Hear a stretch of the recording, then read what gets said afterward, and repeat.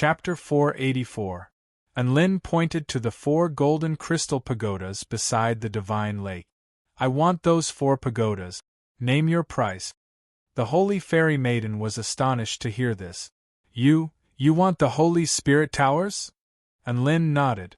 That's right, I want the Holy Spirit Towers. He didn't understand all this nonsense. All he knew was that the core of this tower was the realm essence crystals, and they were of the highest grade. A conflicted expression appeared on Tina's face as she shook her head. No, the Holy Spirit Towers are the most precious treasures that Pangu left behind after he created this Tai Chu continent. Even though they aren't very useful and only serve to nurture the divine lake, they represent an extremely important meaning, so I can't trade them. Unlin's lips twitched upon hearing this. Pangu did indeed create the Tai Chu continent, but are you sure he created this continent of yours? What do you mean by that, Giant Unlin? Isn't this continent the Tai Chu continent? Tina asked with a perplexed expression. Unlin took out his Oppa 12 and opened the photo album. Look at these images, he said as he flipped through them. Tina's emerald eyes blinked with curiosity as she looked at the images on the phone. Huh! This is a floating continent? It's so beautiful! What is this place? These trees are so tall and huge. Are people moving around on them? It looks a little like the world tree that was recorded in ancient texts. My God! How could there be such a vast lake? It really is boundless. No. This should be the ocean that was recorded in ancient texts. So there really are tall mountains that pierce into the clouds. Just how tall are these mountains? Tina became more and more excited as she looked at the images. After a long while, she raised her head, and her emerald eyes shone with a bright light. Giant Unlin, where did you record these scenes? Why haven't I seen any of them? Unlin smiled. They were all taken on the Tai Chu continent. You're spouting nonsense. If such beautiful scenery was taken on the Tai Chu continent, how could I not know about it? They must have been discovered in some mystic realm, right? Tina was extremely excited. Unlin shook his head. They really were recorded on the Tai Chu continent, but not on this continent. They're on the real Tai Chu continent. That place is boundlessly vast. The scenes I've recorded can't even encompass 1/10,000th of the Tai Chu continent. The difference between the Tai Chu continent and this continent is like the difference between an ocean and a lake. No, it's like the difference between an ocean and a puddle. Tina's slender body shuddered, and she fell into a daze for a few seconds before shaking her head. That's impossible. That's impossible. There are close to 1,000 countries in this world, and there are countless races and races. It's such a vast world, so how could it be as small as you say it is? Unlin heaved a faint sigh. You call a cage that's been completely isolated by the power of extreme frost the entire world? You can reach the edge of this world in a day's flight? From the information I've gathered, your world can indeed be referred to as the Tai Chu continent, but it's a Tai Chu continent that's constantly crumbling. As for the land you know, it's only a small fragment of the crumbling Tai Chu continent. How would you know just how vast this world is if you haven't ventured out into it? Tina stared at Unlin with a dazed expression, as if she had been stunned by Unlin's words. After a short while, she shook her head. It's fake. Everything you've said is fake. You must be lying to me. Unlin rolled his eyes. What do I get out of lying to you? The benefit is obtaining these 4 Holy Spirit Towers. Aren't you trying to prove that the Holy Spirit Towers aren't treasures left behind by Pangu? Tina retorted stubbornly. Unlin was astonished to hear this. Holy F***ck. That makes sense. That really does seem to be the case. You call these Holy Spirit Towers? They're actually called Realm Essence Crystals. There are tens of millions of them on this crumbling continent. I came to this world to collect Realm Essence Crystals. They're not as valuable as you think they are. Pangu isn't so bored as to throw Realm Essence Crystals all over the place. Unlin retorted. How could that be? Tina's body swayed. Why is it that I'm so powerful, but you've only heard of me today? It's like I just popped out from a rock. That's because I'm from the Tai Chu continent. I'm an outsider. And Lin added insult to injury. You could also be a hermit who's only just arrived in this world. Tina's worldview hadn't been completely shattered yet, and she retorted stubbornly. And Lin heaved a faint sigh. Looks like I'll have to give you some proof. Come out, my treasures. He roared, and a silver light flashed from his storage ring. Come out, my spirit pills and spirit fruits. In the blink of an eye, over 100 spirit pills and spirit fruits appeared in front of Tina. Tina's mouth gaped open. Such powerful energy fluctuations. They're all divine rank supreme treasures. Over 100 divine rank pills and divine rank fruits. On this continent, all divine rank pills and fruits were extremely rare and precious. The number of divine rank pills and fruits Lin had just released was many times more than what she had ever seen in her life. Come out, my spirit tools. 36 spirit tools instantly appeared in the air, all of which exuded bursts of energy fluctuations.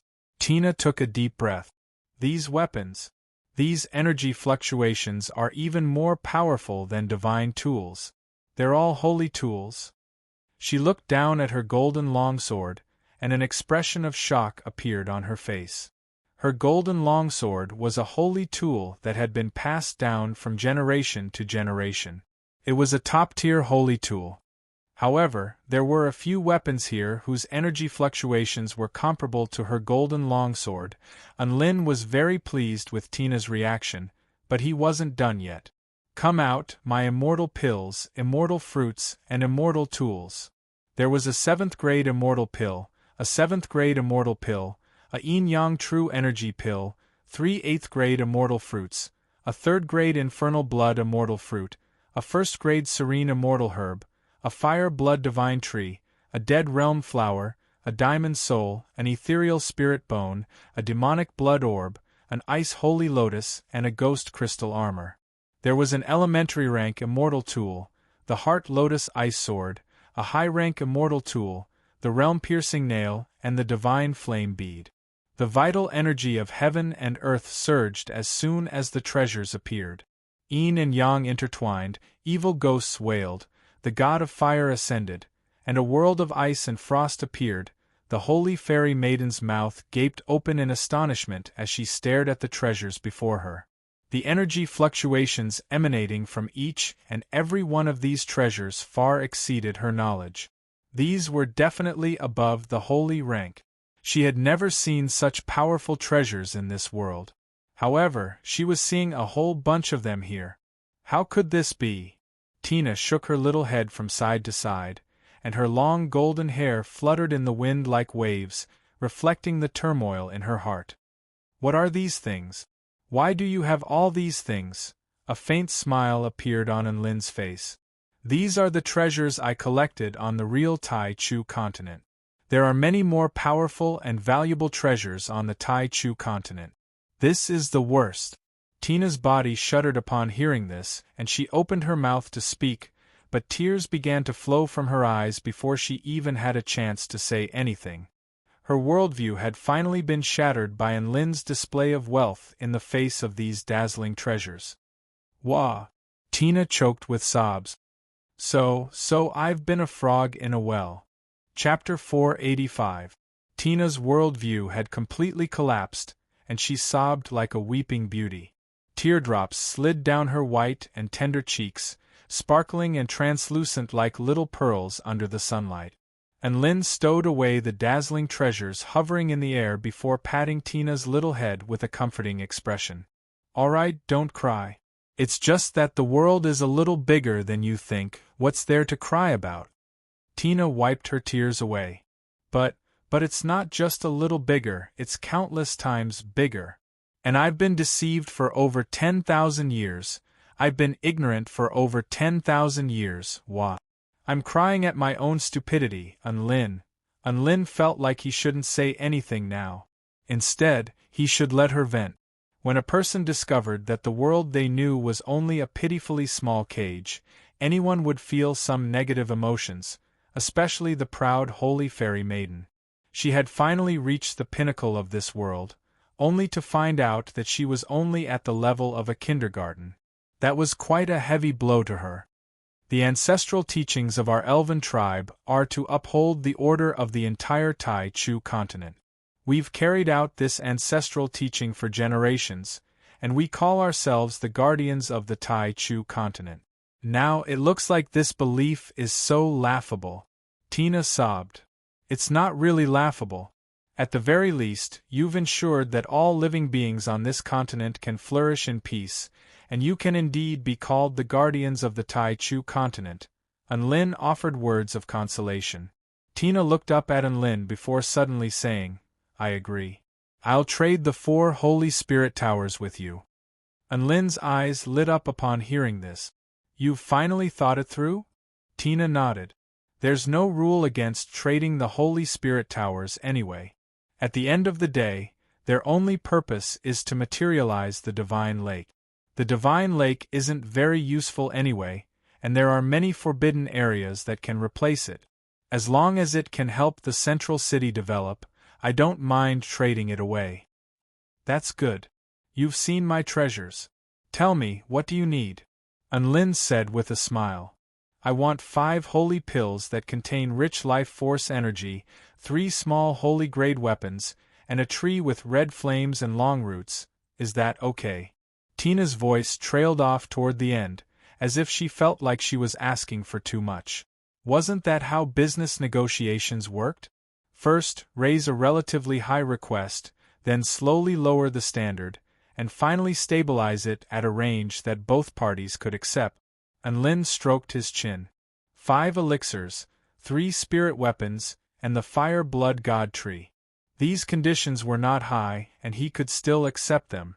Seeing that Anlin was deep in thought, Tina felt a little uneasy and ashamed. She added, If I plant that tree with the red flames, it should be able to give birth to a new sacred cultivation ground that can replace the Holy Spirit Tower. That's why I don't want to abandon that tree. As for other things, we can still discuss them. There's no need for further discussion. Deal. Anlin laughed.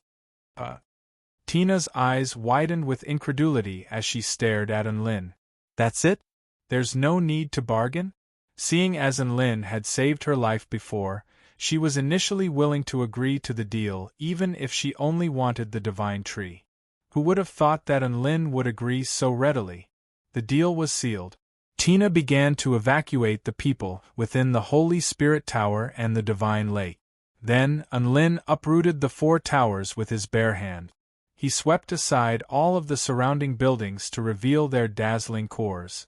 The golden realm essence crystals shimmered under the sunlight. They were about a meter in length and looked like spirit stones, but they exuded a unique energy fluctuation that made the space around them more viscous. All of the people gathered around the divine lake were dumbstruck as they stared at the incredulous scenes unfolding in the distance. The giant god-fiend uprooted the Holy Spirit Tower, and the Holy Maiden was cooperating with him. However, they came to their senses in the next instant.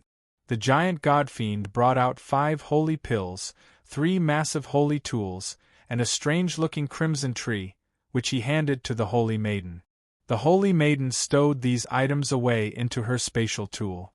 So, the Holy Maiden is making a deal with the giant god-fiend? This giant god-fiend is different from the giant god-fiends of the past. Not only does it resemble a human in appearance, but it also possesses extremely high intelligence and many powerful treasures. On top of that, it also possesses unparalleled power.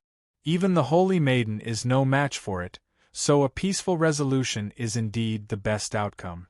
That tree is clearly extraordinary, and there are so many holy pills and holy tools. Why do I feel like the giant godfiend is on the losing end? You didn't see the spectacular spectacle when the giant god-fiend unleashed his treasures. Just as all of the powerful beings were discussing spiritedly among themselves, the deal between Enlin and the Holy Maiden had already concluded. The 3 spirit tools were ice shards, snowflake spikes, and frost needles. These were the 3 spirit tools that Enlin didn't know how to use. However, they were the most suitable spirit tools for a super tiny person like Tina, so everyone was happy with the outcome. Tina played with the 2 snowflake spikes in her hand.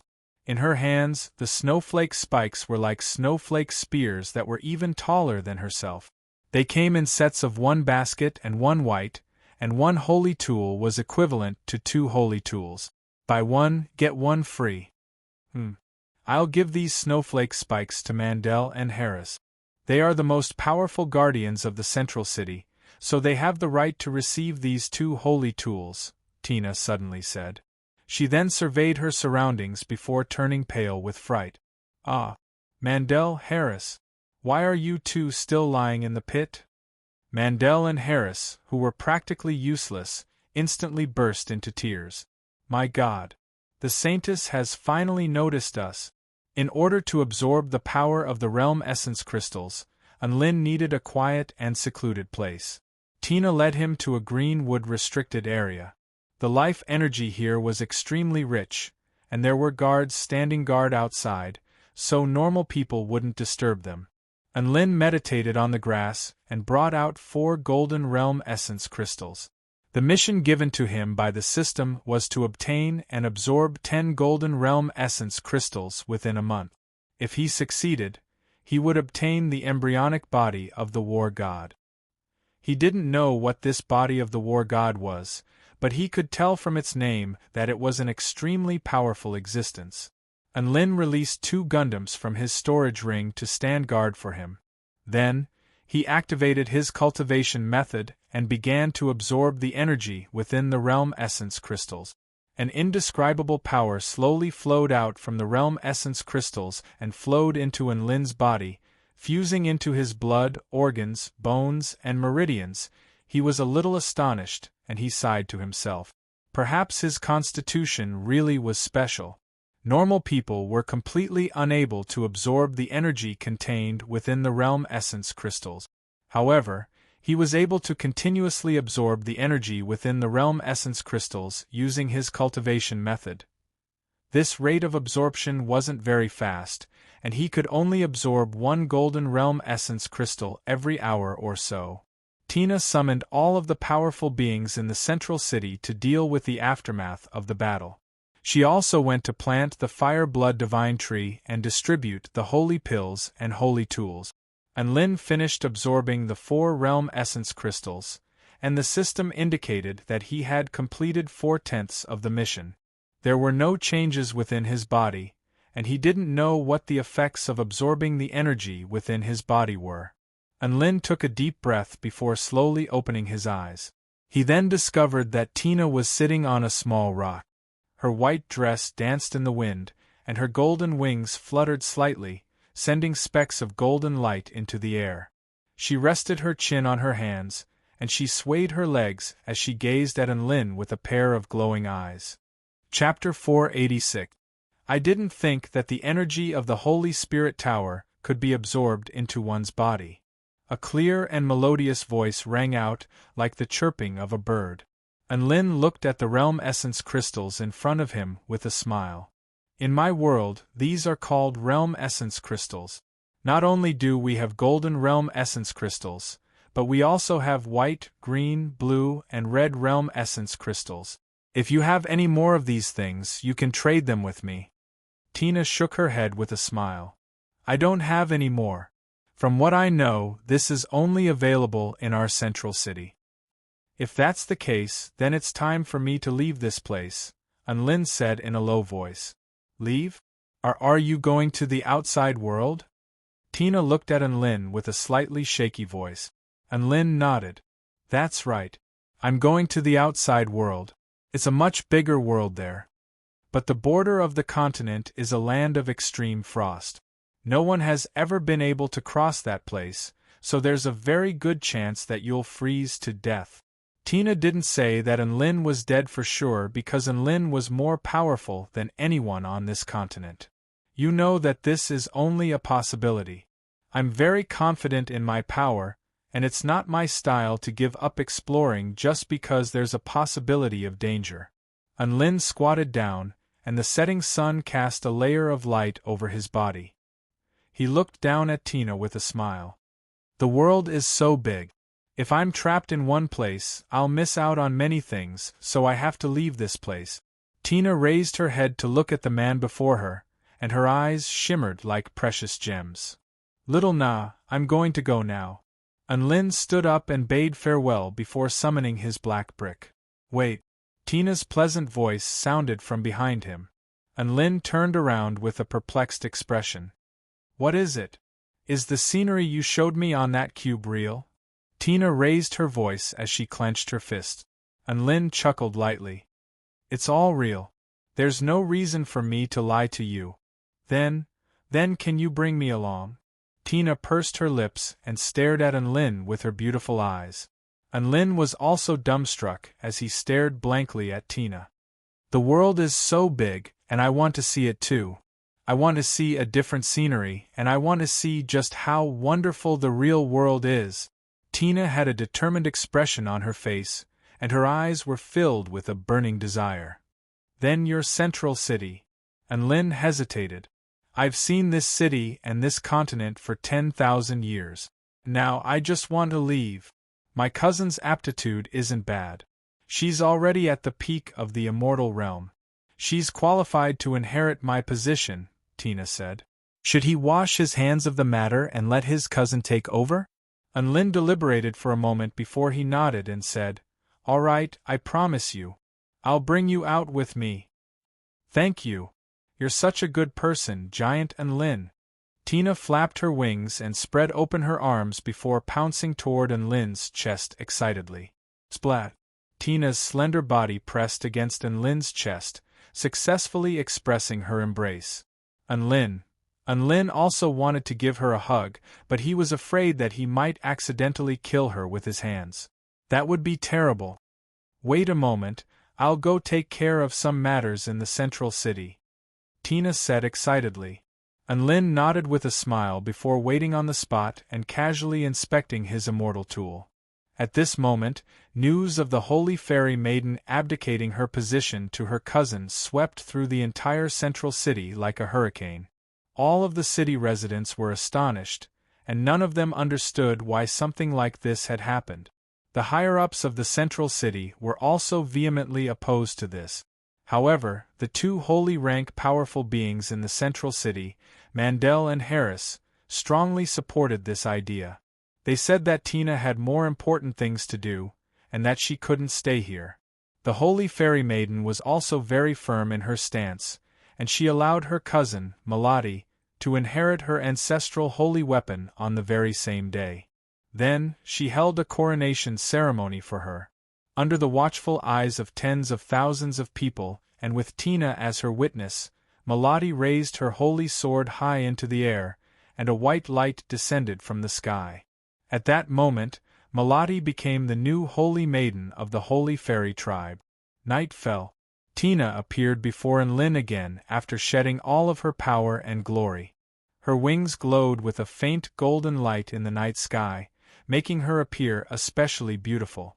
Her white dress fluttered in the wind, and she looked like a white lotus that had bloomed under the moonlight. Sorry to keep you waiting, Giant Unlin. We can set off now. Tina smiled. Unlin summoned his black brick, and sat down on it before patting the spot beside him. Come on up. Tina flapped her wings and landed on Unlin's shoulder.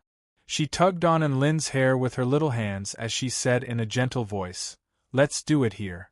The higher you stand, the farther you can see. Unlin. Thus, the two of them flew toward the edge of the continent under the cover of the night. This continent really wasn't very big. Unlin only flew for 6 hours before reaching the edge of the continent. The edge of the continent was an icy blue world. At the edge of the continent, even the air was blue. They soared into the sky like a tall wall that separated the continent.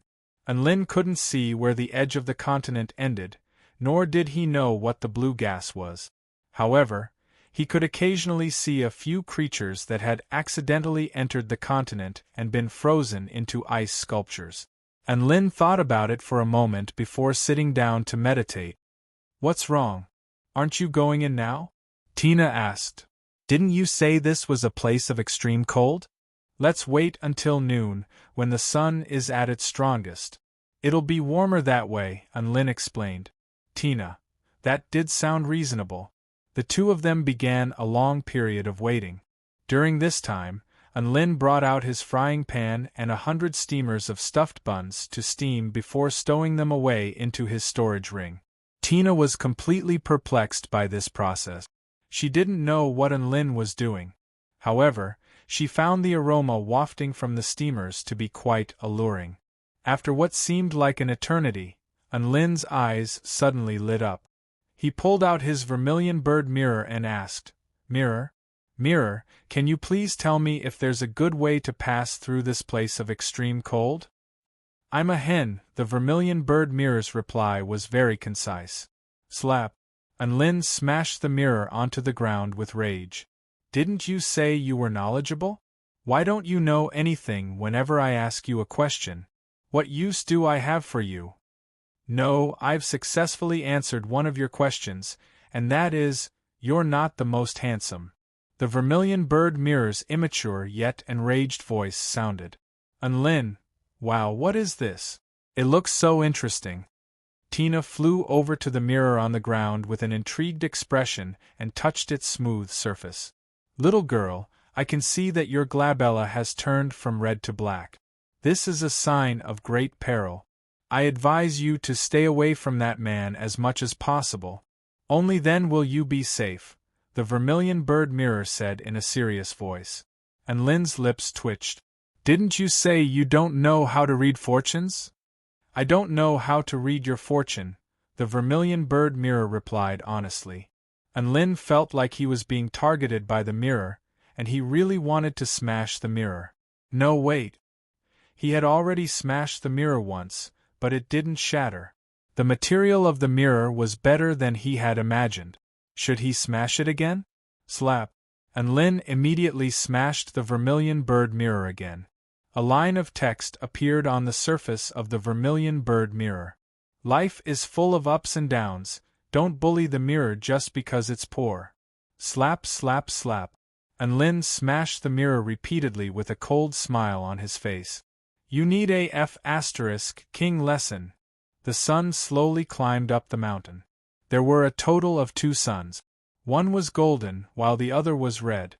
They were like a pair of brothers, and they both emerged from the horizon at the same time before hanging high up in the sky, radiating boundless light and heat toward the continent.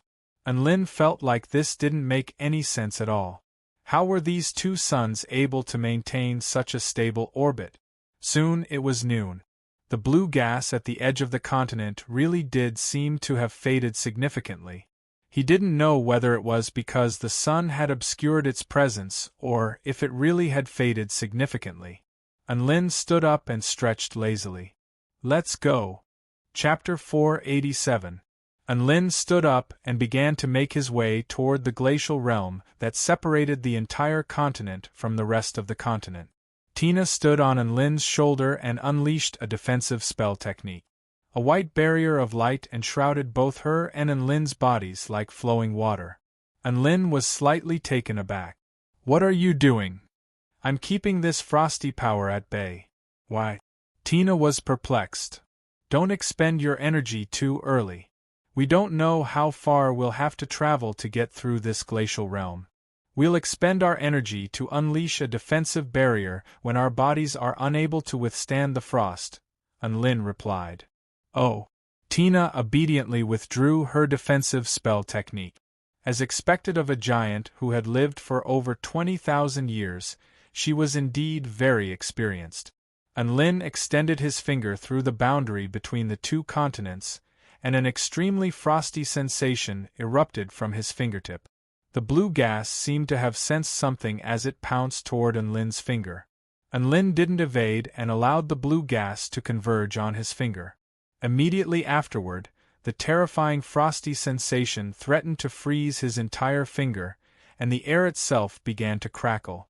The power of this frosty sensation was no less powerful than a soul formation stage cultivator's frosty spell technique.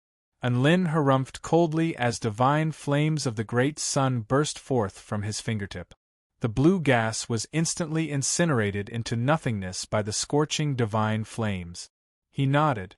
It looked like his divine flames were quite effective against the blue gas. He tossed a plume of flames in another direction, only to find that the blue gas didn't pounce toward it. Instead, it dodged into the distance. It looked like the blue gas only sought out living beings. Lin paused momentarily before taking a deep breath. Then, he and Tina stepped into the perilous realm that no one had been able to pass. He and Tina were immediately struck by a bone-chilling cold as soon as they stepped into the glacial realm. Even spirit-nurturing stage cultivators wouldn't be able to last more than 15 minutes in temperatures like this. Tina instinctively wanted to unleash a defensive spell technique, but she stopped herself after recalling Lin's words. Lin continued onward atop his black brick, and the blue gas in the surrounding space seemed to have sensed it and pounced toward Lin and Tina. However, it was left behind due to its slow speed. As they went deeper, the blue gas became a part of the space, and there was no way to hide. At this time, he could only rely on brute force. Lin felt his entire body being enveloped by an extremely cold power, which was constantly seeping into his body, attempting to freeze his blood and meridians. At this moment, he felt an itch in his ear. "Hey! How did you get into my ears?" Lin exclaimed in shock. "Cold. Phew, it's so cold." Tina shivered uncontrollably in Lin's ear. Lin, Tina couldn't help but cast a spell technique that could insulate the two of them from the cold. Lin indicated that he could still hold on and asked her to cast a shield on herself. As they traveled deeper and deeper, the temperature began to drop, and the blue gas also became more and more concentrated. After traveling for another 10 or so kilometers, Lin was finally unable to hold on any longer, and he unleashed his great holy flame to protect himself and Tina while swallowing a blood spirit pill. After traveling for less than 5 kilometers, the great holy flame was suddenly broken. Lin had no choice but to unleash his demonic star flame. Then, the setting moon flame, the heavenly void flame, Tina looked up at the vast expanse of blue up ahead, and she began to chant over and over again, "I'm going to die. I'm going to die." Lin's lips twitched upon hearing this. Why was Tina chanting over and over again in his ear? He felt as if there was a sinister female ghost blowing a sinister wind into his ear while cursing, "I'm going to die. I'm going to die." This was a King thrilling experience. Boom. Before they knew it, they had stumbled into a vast expanse of darkness. The terrifying power of frost instantly pierced through the defenses of the 4 divine flames, and Lin immediately unleashed his origin energy of the netherworld to materialize the 4 divine flames again. He had no intention of retreating now. His only thought was to pass through this area. "Hold on tight." He spread open his wings of wind, and his speed abruptly increased explosively as his body transformed into a thin black line that flew forward in a frenzy. Tina pressed herself tightly against Lin's ear, and her face turned deathly pale as she looked up at the boundless darkness and the terrifying power of frost. Not long after that, a resounding boom erupted, and Lin crashed into a barrier. Lin immediately pulled out his evil-slaying sword and slashed toward the barrier. Boom! The black sword projection was completely unscathed upon crashing into the barrier. Boundless frost began to corrode his divine flame, and it looked like it was about to completely break through. Lin's heart stirred as he summoned his realm-piercing nail and began to chant a spell technique. This high-grade immortal artifact was the most effective in breaking through spatial barriers. "Break through!" Lin roared, and the realm-piercing nail abruptly pierced toward the barrier before him with the power to break through a realm. A streak of red light pierced through the darkness, leaving a web-like crack in its wake. Boom!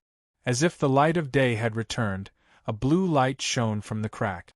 Lin charged into the crack without any hesitation and arrived in a new world. The pressure around him abated drastically, and even though it was still extremely cold, the terrifying power of frost had disappeared.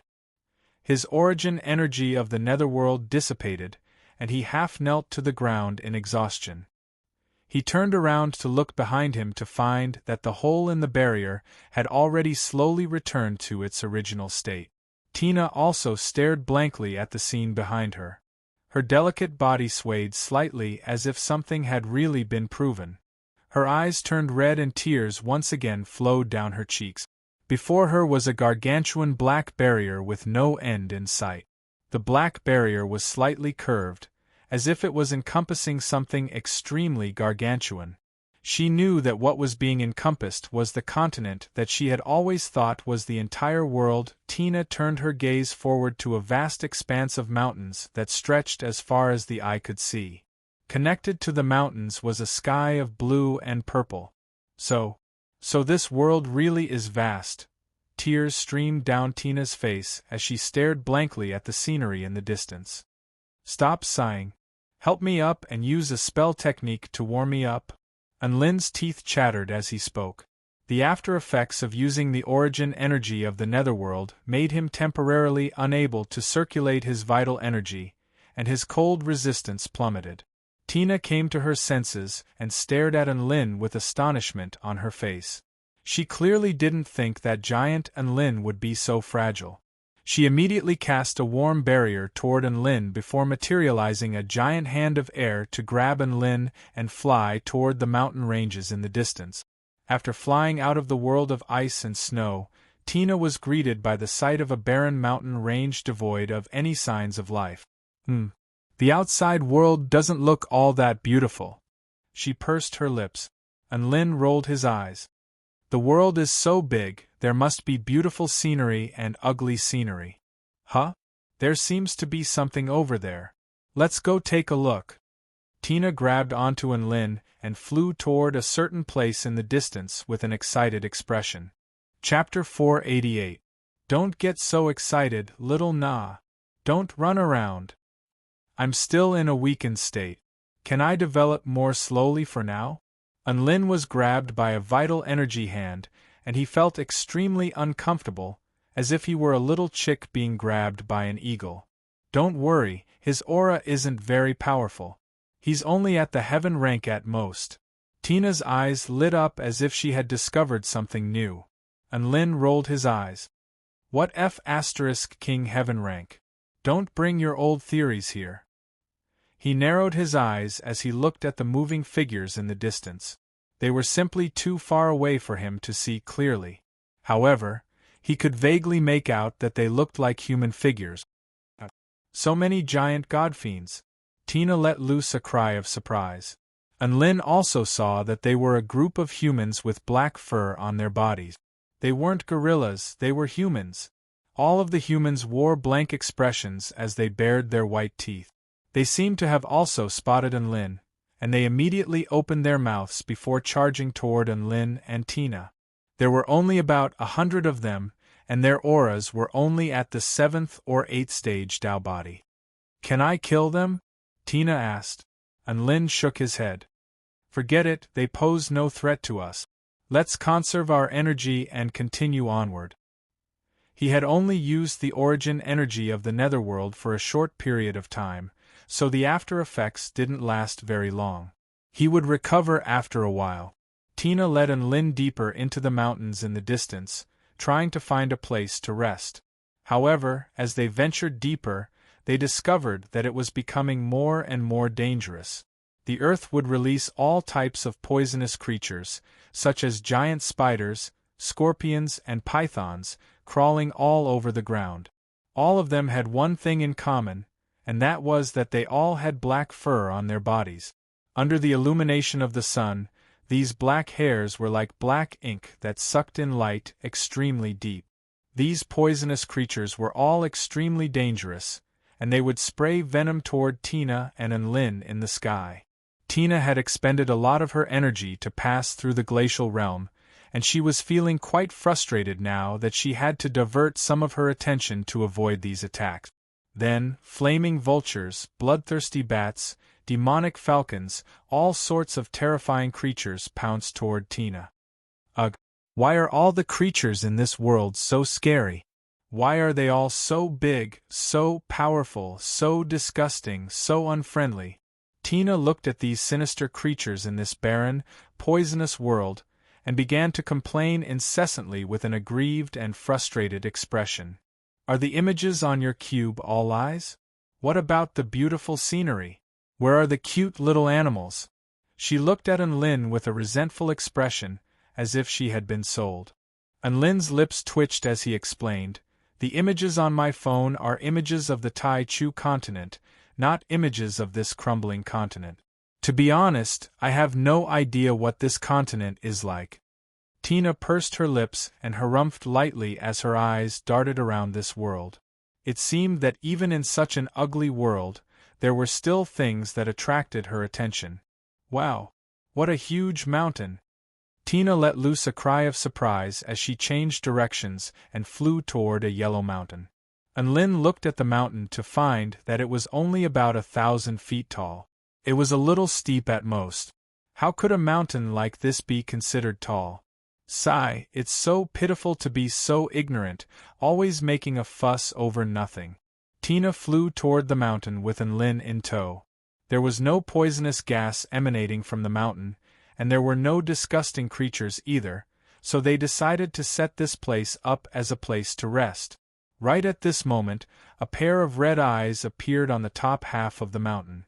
Immediately afterward, the mountain began to tremor and crack open as a massive, cavernous mouth appeared before biting down toward Tina and Anlin. "Ah!" Tina screamed before turning around and fleeing with Anlin in tow. The neck of this massive mountain could elongate, and it shot forth like a gargantuan python. From Tina's perspective, it looked like a mountainous mouth was about to bite down on her. She had never seen such a terrifying scene before, and her face instantly paled with fear. "Don't panic. It's just big, it's no match for you," Anlin yelled. Tina instinctively unleashed a fairy cannon of light upon hearing this. The white cannon of light crashed into the gargantuan mouth, upon which a violent explosion erupted, turning the inky black mouth into a vast expanse of white. The massive mountain tremored violently, and the mouth shrank back into itself. Anlin heaved a sigh of relief. This massive mountain was only at the soul formation initial stage, but Tina was already at the soul formation pinnacle stage. In the face of an opponent like this, it would be far too humiliating for her to lose all of her battle intent. Tina stared at the retreating mountain with a hint of bewilderment. "It's so big, so why is it so weak? Who gave you the illusion that the bigger it is, the more powerful it is?" Anlin snapped. Tina replied, "You."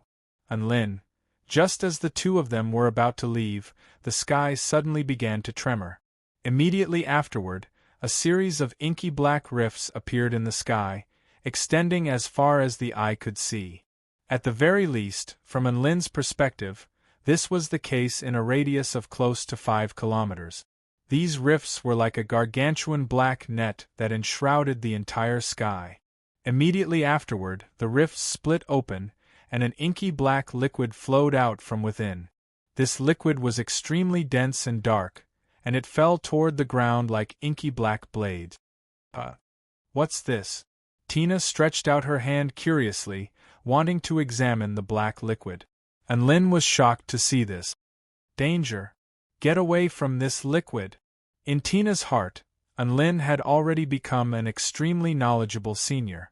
Hence, after hearing Anlin's words, she immediately gave up on the idea of examining the liquid and dragged Anlin with her as they dodged the black liquid.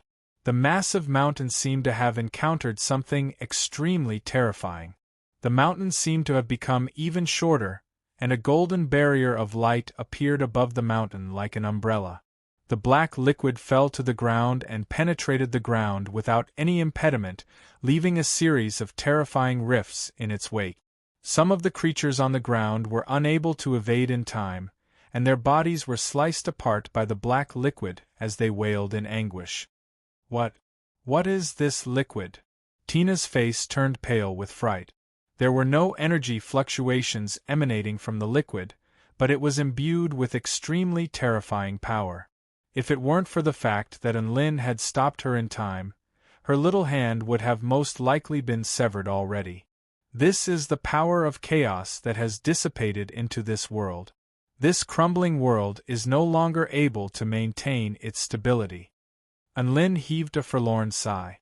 From the information he had received, this continent had already been reduced to less than 1% of its original size, and many parts of it had already been reduced to nothingness. It appeared that this place was also in the process of crumbling. Tina unleashed a series of movement techniques to evade the black liquid, but the massive mountain was simply too massive, and she could only take the black liquid head-on. The golden barrier of light that resembled an umbrella was initially able to keep some of the black liquid at bay. However, an extremely massive rift suddenly appeared in the sky, and a huge clump of black liquid flowed out of the rift before raining down upon the massive mountain like a miniature waterfall. The terrifying power of the black liquid instantly sliced the golden umbrella apart. The black liquid was like the sharpest blade, and the massive mountain's body was sliced cleanly in half like butter. The massive mountain didn't even have a chance to let loose a wail of anguish before its body was sliced in half. White liquid flowed through the air like floodwaters. That was most likely blood. The massive mountain's body was then sliced into pieces by the black liquid falling from the sky. This was a process similar to dismemberment, and the massive mountain's body was sliced into countless pieces, creating an extremely gruesome sight to behold.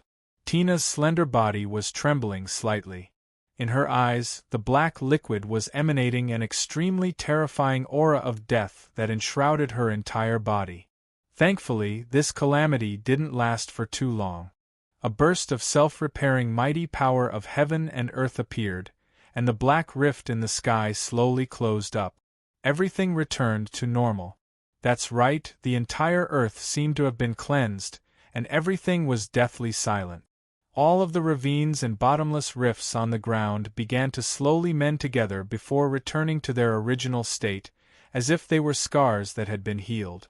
Some dark life forms began to squirm and regenerate, as if they had regained their vitality. So this is what rain looks like in the outside world. So scary. So scary. Tina muttered incessantly. Enlin, how did this little girl end up imagining things like this? Did she even listen to his explanation just now? It's so scary, but it's very exciting. Tina's voice was trembling with excitement. Enlin, so did she awaken to something? Chapter 489. On a certain plateau in the ancient Tai Chu realm, a pitch-black true demon with a pair of horns on its head and a pair of bat wings on its back tore a West-Sea ancient demon into shreds. Ha ha! The realm essence crystals are mine. The true demon stowed the ancient demon's storage ring in its hand, and its crimson eyes glowed with a bloodthirsty red light as it stared at the green crystals on the ground. There were 16 of them. On the summit of a certain snowy mountain 15 kilometers away. A short woman in a pink dress opened her yellow eyes and looked toward a certain direction in the distance. Her eyes were as sharp as an eagle's, and her slender waist bent slightly as she drew her pink longbow. 16 green realm essence crystals, which is equivalent to 480,000 spirit stones. On top of that, the storage rings of 2 soul formation stage powerful beings, divine technique, spatial demon slaying arrow. Vital energy surged violently before materializing into a pink arrow, from which terrifying power continued to accumulate. She possessed the bloodline of the Kuan-Pung, an ancient mythological beast, and had awakened the eyes of the Kuan-Pung, which granted her the ability to lock onto a target and see beyond the visual range. This ability, combined with her extraordinary archery skills, made her invincible in this world. The true demon in the distance was already her third prey. The true demon sang a song as it stowed the realm essence crystals into its storage ring like a farmer harvesting his crop. After plucking the last radish, it heaved a sigh of relief, and a satisfied smile appeared on its face. Right at this moment, it suddenly felt a chill run down its spine. In the face of impending doom, it immediately turned around and shielded its head with its hands. Whoosh! A pink arrow pierced through the air, leaving a dazzling pink trail in its wake before crashing into the true demon's hands. The terrifying power of the arrow instantly tore its hands apart before crashing into the true demon's head. Boom! The explosion of energy tore apart the earth within a radius of over a kilometer, and a small mushroom cloud rose into the air. What a day of nuclear annihilation! The woman chuckled as she flew toward the direction of the explosion. At the center of the explosion, the true demon's powerful body had already been reduced to charcoal, and its head was nowhere to be seen. Time to collect the treasures. The woman picked up the 2 storage rings from the ground with a smile, and was just about to leave. At this moment, the ground within a radius of 1,000 feet suddenly surged up in a circle of water. Half a kilometer away, a gigantic seahorse with lightning coiled around its body and a silver spear in its hand had a smile on its face. Turtle Priest, your strategy was quite accurate. Not only was the direction correct, even the timing was perfect. The air twisted and a 3-zhang-long sea turtle suddenly appeared, holding a golden stone in its mouth. Humph! How dare you kill the demons of the West Sea? Pay with your life. Pooh! It spat out a mouthful of golden stones towards the woman in the pink dress. Seeing this, the woman was startled and immediately fled in the opposite direction. She wasn't very strong in close combat, and she had expended too much of her energy in that arrow. She had no chance of winning against 2 Soul Formation Final Stage West Sea Demon Tribe cultivators. You want to run? The seahorse chuckled coldly as it transformed into a bolt of lightning and pounced toward the woman at an extremely fast speed. At this moment, Unlin and Tina had finally escaped from the poisonous mist and arrived at a certain plateau. Phew! The scenery here is quite nice. Let's rest here. Unlin couldn't be bothered to run around anymore, so he swallowed a blood spirit pill and sat down to meditate. He had already recovered from the aftereffects of using the origin energy of the netherworld, but he still couldn't fight. For safety's sake, he could only find a place to rest and wait for the aftereffects to pass. You call this a nice scenery? Tina placed her hands on her hips with an enraged expression. There isn't even a single green plant here. It's all black and barren, and you call this a nice scenery? Unlin pursed his lips. Then, how about we go back? Tina. Unlin didn't say anything else and closed his eyes to rest. After what seemed like an eternity, a series of explosions suddenly erupted in the distance. Wow! Giant Unlin! Look over there! There's a very powerful creature fighting 5 kilometers away! Tina exclaimed with excitement. What the F***ck are you looking at? Hurry up and cast a concealment spell technique on us. The creatures of this world don't treat bystanders with kindness. Unlin rolled his eyes at Tina. Tina obediently cast a holy elven concealment spell technique on Unlin and herself. Wow! That seahorse and turtle are so powerful. The other giant godfiend can't hold on. Tina exclaimed. Unlin's brows perked up upon hearing this. Giant godfiend? Does it have wings, horns, tail, or something like that? Wings? Horns? Tail? How could a giant godfiend have something like that? Oh right, she's wearing clothes just like you, so she looks very much like a human. Tina continued. Unlin abruptly stood up before turning toward the direction Tina was pointing in. Lightning and waves were surging there, but they were 5 kilometers away, so they couldn't see what was happening. That giant godfiend was electrocuted again, and it's running toward us. Should we retreat so we don't get caught up in the battle? Tina asked. Unlin fell silent for a moment before shaking his head with a firm expression. Forget it, let's just fight. The giant godfiend that Tina was referring to was most likely a human, which meant that it was a member of the Celestial Court. Unlin wasn't going to leave a member of the Celestial Court in the lurch. Even though he couldn't fight, he still had Gundams 1 and Gundams. Right at this moment, the woman in the pink dress was already less than 1.5 kilometers away from Enlin. She was in quite a sorry state, and her long black hair was slightly curled up from being struck by the lightning. Her dress was torn and stained with blood, revealing her fair and well-proportioned calves. Gundams 1, Gundams 2, trapped the seahorse and turtle. Enlin's storage ring flashed, and 2 majestic mechanical puppets appeared in the air. Enlin and Tina had both withdrawn their concealment spell techniques, so the woman in the pink dress was able to spot them from afar, and a glimmer of hope reignited in her eyes. Enlin recognized this woman. Wang Xuanzhan had introduced her to him before. Her name was Lu Chuchu. Lu Chuchu was a senior student 13 years older than him, and she was currently at the soul formation pinnacle stage. She was one of the most bad *SS students in the past few years, so she had a portrait of her in the university's Hall of Fame. Enlin, I didn't think I'd see you here. Come on. Let's kill those 2 stinky sea monsters together. Lu Chuchu immediately recognized the man in the distance, and her eyes lit up with excitement. She was very confident in Enlin's strength, and she immediately turned to attack the sea monsters. Seahorse, turtle, you've chased me all the way across the plateau, so it's time for you to die. She unleashed a flurry of arrows toward the seahorse in front of her. Enlin didn't expect that Lu Chuchu would recognize him. He was given a huge fright upon seeing that she didn't try to escape and instead tried to retaliate. Senior Sister Lu, don't rush over. I can't fight due to some kind of restriction. Enlin's words caused Lu Chuchu to stumble, and a chill ran down her spine. She didn't even have a chance to say anything before the seahorse with the silver spear in its hand had already evaded one arrow after another before charging toward her. Chapter 490. Lu Chuchu retreated with all her might, but the lightning seahorse's silver spear was even faster than her. Right at this moment, a blue ionic deprivation barrier appeared in front of Lu Chuchu.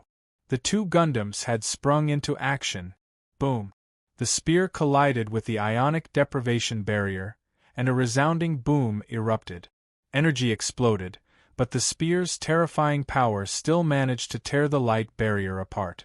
However, due to this momentary delay, Lu Chuchu had already retreated over 100 meters away. She drew her bow, and a series of pink energy arrows flew through the air toward the seahorse's body.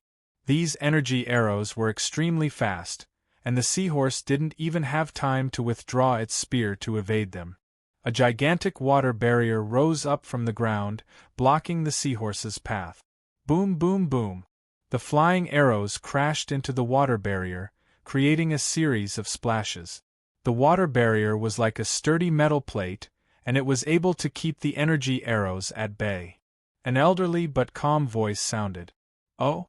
Who would have thought that you would have human helpers? However, you won't be able to escape. I've already prepared my golden stone space, so you'll all have to stay here. A huge sea turtle flew toward the seahorse from behind before spitting out a golden stone. The stone flew into the sky, upon which a brilliant golden light erupted forth. Immediately afterward, a golden space with a radius of 0.5 kilometer instantly enshrouded Enlin and Lu Chuchu. Wow! What a huge turtle! This turtle is even bigger than the ones I've seen in the past. Tina stared at the sea turtle with astonishment on her face. Enlin pursed his lips. That's a sea turtle, not a turtle. Oh, then what was it saying just then? Why can't I understand it? Was it speaking the sea turtle language? Tina asked. That's the Tai Chu language. Enlin rolled his eyes. Nonsense. We're speaking the Tai Chu language now. Tina placed her hands on her hips. Enlin shook his head. You don't know *T. We're speaking the ancient man language now. Tina didn't retort upon hearing this. After all, Enlin's reputation as an erudite and knowledgeable person was still firmly rooted in her heart. She felt like she was a country bumpkin, and everything Enlin said was the law. Lu Chuchu had also discovered the little ferry beside Enlin. Even though their escape route had been sealed, The two of them were still conversing in a strange language, and she couldn't help but speak in a panicked voice. "Mr. Enlin, this space has been sealed by the golden rock, so you can't fight. I won't be able to hold on even with those two silver puppets." Just as they were speaking, Gundam 1 and Gundam 2 had already been smashed into the ground by the lightning seahorse, and the huge sea turtle also began to pounce toward Lu Chuchu. "Don't be afraid, you still have little elf," Enlin comforted. "Little elf?" Lu Chuchu glanced suspiciously at the tiny creature that was no larger than a mosquito. "Go, little Na, it's time for you to display your true strength," Enlin said. "Pooh!" The sea turtle spat out a wave of water toward Lu Chuchu and Enlin. The wave grew larger and larger until it reached over 1,000 feet in height before sweeping toward the two of them. "Holy judgment, Astia, holy slash!" Tina raised her hands high into the air, and a silver longsword flew into the sky. The sword was so sharp that even the space around it began to tremor before slashing down toward the massive wave. With a wha sound, the silver longsword split the huge waves with unparalleled power and slashed toward the sea turtle. An expression of shock appeared on the sea turtle's face, and it instantly retracted its head into its shell. Boom! The monstrous sword struck the turtle's shell, and a gash was carved into the turtle's shell. The enormous force behind the strike even knocked the sea turtle back several hundred meters. Not only did Lu Chuchu's eyes widen in shock, but even the seahorse was also given a fright. This tiny creature's strength was way too powerful. Enlin nodded with satisfaction. This Tina was a lot more powerful than when he had battled her. At the time, Tina had just returned from slaying the evil dragon, and she had to suppress the power of the curse. Even so, the power she could unleash was comparable to that of a cultivator at the soul formation pinnacle stage. Now that her injuries had been completely healed, she was naturally even more powerful. Lu Chuchu saw a glimmer of hope, and she turned to Tina. "Little fairy, can you hold off those two sea monsters for 10 seconds while I prepare a spell technique?" Enlin relayed her words to Tina, and Tina nodded. "I'll do my best." Lu Chuchu took a deep breath, and her eyes became extremely sharp again. She slowly drew her pink longbow, and an extremely vast and mighty aura began to emanate from her body. The seahorse knew that something was amiss upon seeing this, and it immediately transformed into a bolt of lightning before pouncing toward Lu Chuchu. Tina materialized a white holy light longsword before pouncing toward the seahorse. "Piss off!" The seahorse roared as it swung its silver sword through the air, sweeping up waves of lightning. Tina pursed her lips as her white holy light longsword transformed into an impenetrable sword net, which kept the seahorse's ferocious attacks at bay. 3 seconds later, the pink arrow of energy had taken shape. However, the spiritual energy of heaven and earth was still surging toward the arrow of energy. The color of the arrow deepened, and the energy fluctuations emanating from its body became more and more fearsome. Enlin stared at Lu Chuchu with astonishment on his face. He felt like he was looking at a heavenly bird soaring through the heavens, and that heavenly bird was staring down at its prey. Lu Chuchu's current state was completely different from her disheveled self from before. She had transformed into a hunter, as if she were a god of slaughter who stood in the heavens and reigned supreme over her enemies. Enlin was impressed by Lu Chuchu's ability to make it onto the university's celebrity rankings board. Not only was she at the pinnacle of her cohort of students, but she was also the most dazzling among all cohorts of students. Whoosh! 10 seconds later, a small crimson arrow appeared at the center of the pink arrow, and the tip of the arrow was glowing with a menacing red light. Divine technique, bloodline demon-slaying arrow. Lu Chuchu let loose a delicate cry, and the arrow left the bow. The pink arrow glowed with a red light as it tore through the air at an extremely terrifying speed, hurtling directly toward the seahorse's head. The seahorse reacted extremely quickly as lightning burst forth from its body, and it instantly teleported several hundred meters to the side. Whoosh! The pink arrow suddenly changed direction, and a red light flashed as it locked onto the seahorse's head. A chill ran down the seahorse's spine, and an extremely terrifying sense of impending doom engulfed its entire body. "Break through!" it roared as lightning burst forth from its silver spear, and it stabbed toward the direction from which the arrow was flying. The spear was traveling at an extremely fast speed, and it seemed like it was going to collide with the arrow. However, right at that instant the arrow suddenly disappeared.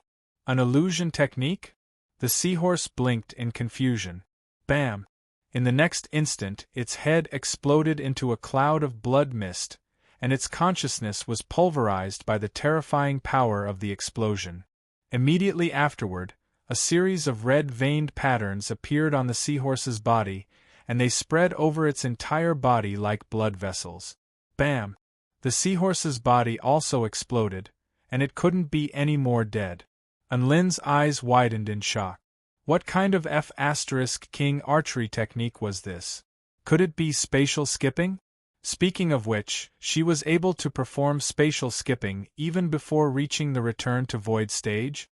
However, upon further thought, even he was able to tear through space with his realm-piercing nail, so it made sense that Lu Chuchu was a little freakish. After unleashing that arrow, Lu Chuchu's features paled slightly, and she looked around the battlefield with a curious expression.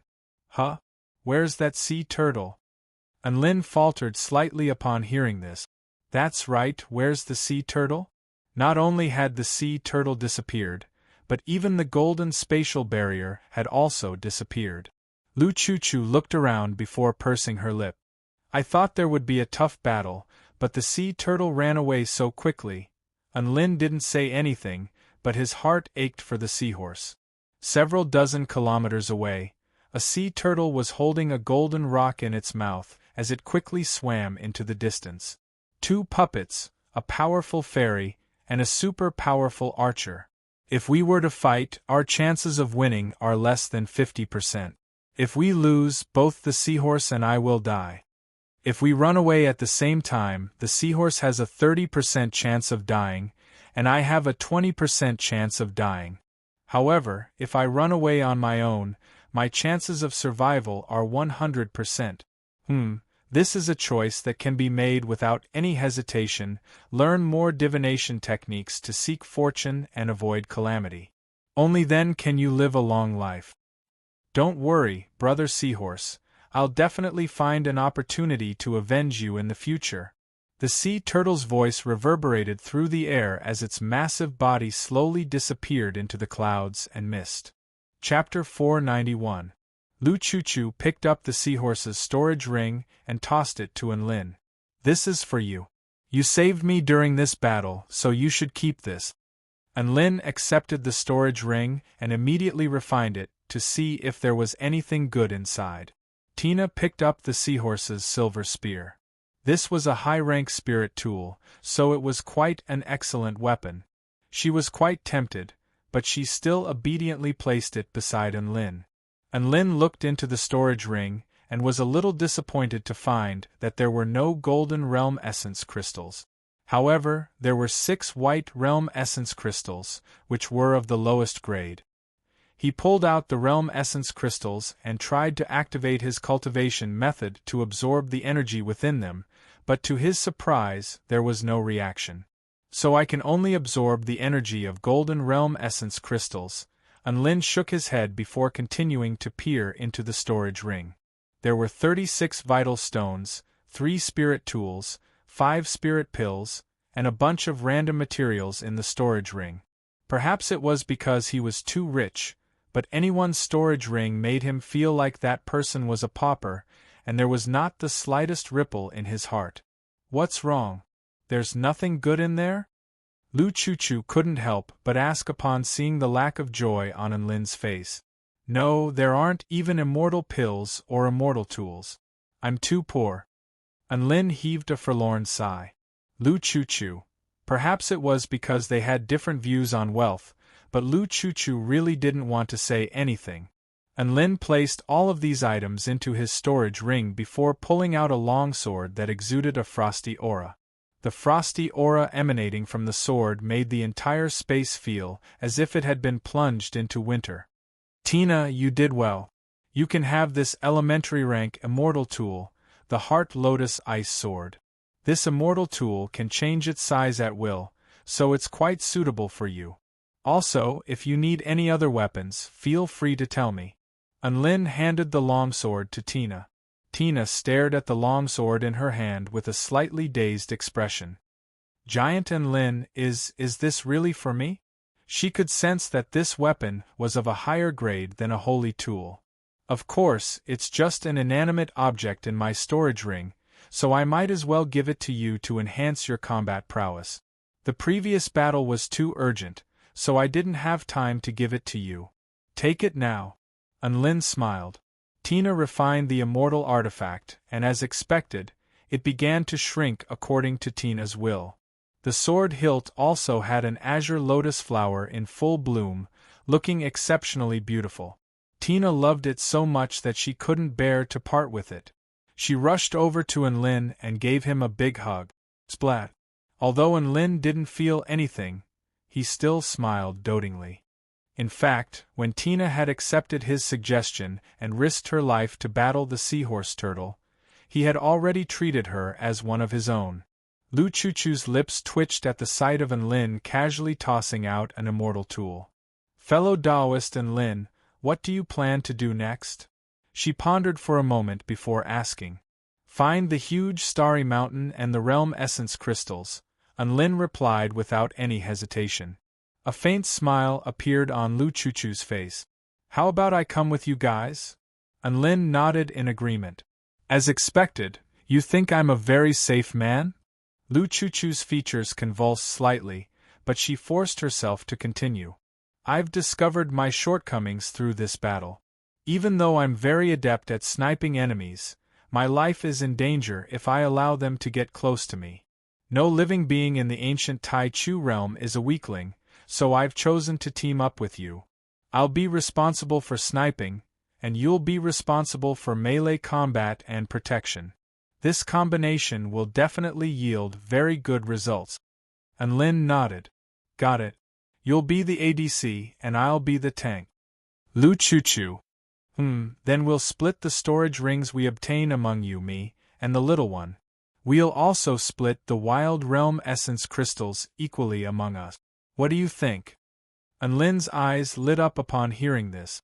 What belonged to Tina was also his. This was a very good idea.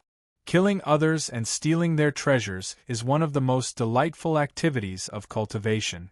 I accept your invitation to team up with us, so we'll be a team from now on. Unlin smiled. Lu Chuchu heaved a sigh of relief upon hearing this, and she extended her hand with a smile. Unlin understood what she meant and gave her a high five. Tina didn't understand what they were talking about, and she was happily playing with the Heart Lotus Ice Sword in her hand. Unlin thought for a moment before tossing a Tai Chu language encyclopedia to Tina. This was a book that the White Scale Wolf God had compiled while learning the Tai Chu language from Dubai, and it was specifically designed for the Man tribe to learn the Tai Chu language. Tina held up a book that was several dozen times larger than her with a dumbstruck expression on her face. Giant Unlin, what do you mean by this? Read it when you're bored.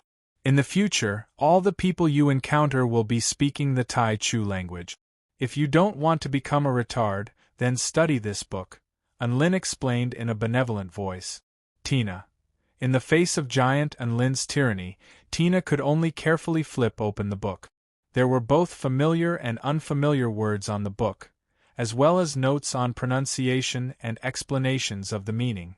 Tina began to chant along with the pronunciation of the Tai Chu language. The most important thing right now was to master the spoken Tai Chu language. Unlin was very pleased to see Tina working so hard. He had mastered the Tai Chu language just by imitating a dog's bark. Now, he was even more elated to see that others could only master the Tai Chu language after studying it diligently. Due to the lingering effects of the origin energy of the netherworld, the three of them were resting on the spot. Lu Chuchu was a little petite, and she sat sideways on a rock with her legs crossed. Her hands glowed with a white light as she fiddled with the pink longbow in her hands. And Lin couldn't sense any spirit or immortal tool energy fluctuations from the longbow. Instead, he could sense a special type of energy fluctuations that he had never sensed before. This piqued his curiosity, and he asked about the longbow's origins. A vibrant smile appeared on Lu Chuchu's face upon hearing this, and she didn't try to hide anything as she provided an explanation. The longbow was materialized from a small portion of her essential bloodline, so it was different from normal weapons as it was a type of bloodline weapon. And Lin was extremely impressed upon hearing this. This was because bloodline weapons were very special weapons, and he had only read about them in book. In order to refine this type of weapon, one had to have an extremely powerful bloodline, and it would take a very long time to materialize.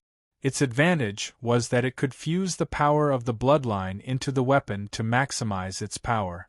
Furthermore, the weapon could be used at will, thereby maximizing the user's flexibility. However, its weakness was also very obvious. This weapon was connected to the user's bloodline. Once the weapon was damaged, it would inevitably backfire on the user's bloodline, even causing irreversible damage. This was also the reason why bloodline weapons were relatively rare. After all, no one wanted to expose their bloodline to the outside world and let others attack them. Lu Chuchu had invested all of her skill points into damage output. Not only was her body extremely fragile, but even her weapon was also extremely fragile. No wonder she wanted to form an alliance with him. 4 hours later, Lin had completely recovered, and Lu Chuchu had also adjusted herself to her peak condition. "Let's go!" Lin yelled. "Let's go!" Tina yelled. Lu Chuchu stared at Tina with shock on her face. "Little fairy, you can speak now?" Tina looked at Lu Chuchu with confusion in her eyes. "You've been studying for 4 hours. If you can't even speak, then what kind of fairy are you?" Lu Chuchu, Lin. He seemed to have underestimated the learning abilities of fairies. Was language really that easy to learn? He suddenly felt a little depressed. Chapter 492. Lin, Tina, and Lu Chuchu began their journey. Lu Chuchu had discovered an obvious coordinate on the map, the Guwu Great Rift Valley. It was also because of this Rift Valley that they were located in the southwestern region of the ancient Tai Chu realm. They were now flying toward the north. There was a Panlong mountain there, and there was a very good chance that realm essence crystals would appear there. Lu Chuchu stood on Lin's black brick, and her eyes glowed with a faint light, as if they could pierce through space and see the scenery in the extremely far distance. Panlong Mountain is the name of a region in the ancient Tai Chu realm. There are ancient dragon tribe living beings there, and their bodies have a certain chance of forming realm essence crystals. There are also some special places in that region that have a very high chance of forming realm essence crystals. Due to the abundance of realm essence crystals in that region, it's one of the places where battles are the most intense. It's a very dangerous place. "Fortune is found in danger," Lin replied. "Nothing ventured, nothing gained," Tina chimed in. She could even speak idioms now. "Don't worry, I'm at my peak right now, and I'm not afraid of anyone," Lin said with a confident expression. "Don't be fooled by my small stature, but I'm quite powerful." Tina had even learned how to speak in the Tai Chu language. Lu Chuchu pursed her lips as she listened to Lin and Tina's exchange of words.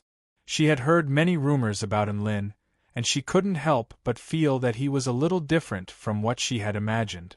After flying for a short while, a black continent with many tall mountains appeared before the three of them. There were some rare plants growing on the ground, but all of them were red in color, and they appeared particularly eerie on the black continent. "You two protect me, I'm going to look around to see if there are any enemies." Lu Chuchu flew to the summit of a mountain, and her pink dress fluttered in the wind, as if she were a vibrant peony at the summit of the mountain. A faint light flashed through her eyes, and her yellow pupils became extremely sharp as she surveyed her surroundings. and Lin stood beside her and surveyed their surroundings cautiously. Lu Chuchu's eye of the Kuanping had a range of 15 kilometers. This was an extremely terrifying distance, as most soul formation stage cultivators could only sense within a radius of a few kilometers. Even cultivators at the soul formation pinnacle stage could only sense within a radius of 5 kilometers. It could be said that if there was only one enemy, Lu Chuchu would definitely be able to snipe them down. 15 minutes later, Lu Chuchu's body faltered slightly, but her sharp eyes didn't waver as she stared intently in a certain direction. And Lin couldn't help but ask, "How is it? Did you discover anything?" Lu Chuchu didn't say anything. Instead, she pulled out her longbow and slowly drew the bowstring. At this moment, she seemed to be a god that ruled over the life and death of others, lofty, ethereal, and filled with killing intent. Essence chi surged and gathered into a pink arrow. A terrifying fluctuation spread out in all directions. Divine art, spatial demon-slaying arrow. Whoosh! The arrow left the bowstring and set off a fierce hurricane. The arrow penetrated into the distance in an instant, leaving only a pink trail in the air. Finally, in the distance where Lin couldn't see clearly, a resplendent light burst out, like a dazzling pearl. And Lin's heart surged with excitement upon seeing this. This was the first time he had witnessed such a long-range snipe. It was simply too cool. "Let's go pick up some treasures." Lu Chuchu leaped onto Lin's brick and pointed in a certain direction with a dainty smile. And Lin nodded before flying toward the direction of the explosion atop his brick. Over 10 kilometers away, a massive crater had appeared at the site of the explosion, and a massive headless body had been reduced to charcoal. And Lin looked at the body and could vaguely make out that it had 4 extremely thick and powerful legs. Its entire body was covered in sharp spikes, so it was most likely an extremely powerful beast. "It's a soul beast from the sinister spirit beast cesspool." Lu Chuchu made her way toward the body before picking up a shimmering golden bracelet. That was most likely the spatial artifact that contained the treasure. Done. I love killing people and stealing their treasures.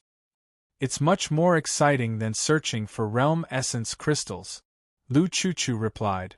And Lin nodded in agreement. He had made his fortune by killing people and stealing their treasures. Oh, and selling stuffed buns. He turned toward the soul beast with a hint of sympathy in his eyes.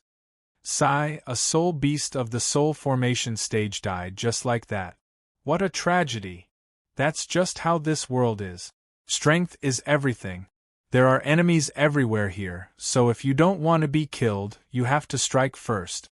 Lu Chuchu's adorable features adopted a mature expression.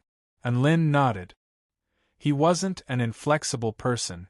Prior to coming here, Emperor Ziwei had told him that aside from the Buddhist kingdom, the Garden of Eden, the Hall of Creation, the Dragon Court of the Eastern Seas, the North Tsang Mountain Realm, and the Spirit Lake Realm, all other living beings were their enemies. If you showed mercy to your enemies, then you would be giving them an opportunity to kill you. Lu Chuchu stowed the spatial artifact away before continuing to hunt with Lin. There really were quite a few powerful beings on Pan Long Mountain. After 6 hours, Lu Chuchu killed a 2-headed bird from the southern Heavenly Wing Nation and a soul formation stage powerful being from the Dark Wing tribe. All of these powers were on their own, so Lin didn't do anything other than cheer them on from the sidelines and receive 2 storage rings worth of treasures. He rummaged through the storage rings to find a total of 105 vital stones, 7 spirit tools, about a dozen spirit pills, 20 white realm essence crystals, and 3 green realm essence crystals. Unfortunately, there were no golden realm essence crystals. Tina's share was naturally kept by Lin on her behalf. After all, she was so young and needed an adult to look after these things for her. Thus, the 3 of them didn't even see a single realm essence crystal before they obtained the storage rings of 3 enemy forces. This was quite a strange way to develop, but the 3 of them were quite happy. Why would they go through so much trouble to find realm essence crystals? Without realm essence crystals, their enemies would help them find them, so all they had to do was steal from their enemies. It was a quick and convenient process, and there was also the reward of opening a treasure trove. Their ADC stood on the summit of a tall mountain again, and his sharp eyes scanned the surrounding battlefield before settling on a certain direction. Anlin's eyes lit up upon seeing this. Finally, there was prey. However, this time, Lu Chuchu didn't draw her bow. Instead, her brows furrowed. "What is it?" Anlin asked. "There's a white lake realm over there, and I discovered a group of blood tribe cultivators, but there are 5 of them," Lu Chuchu replied.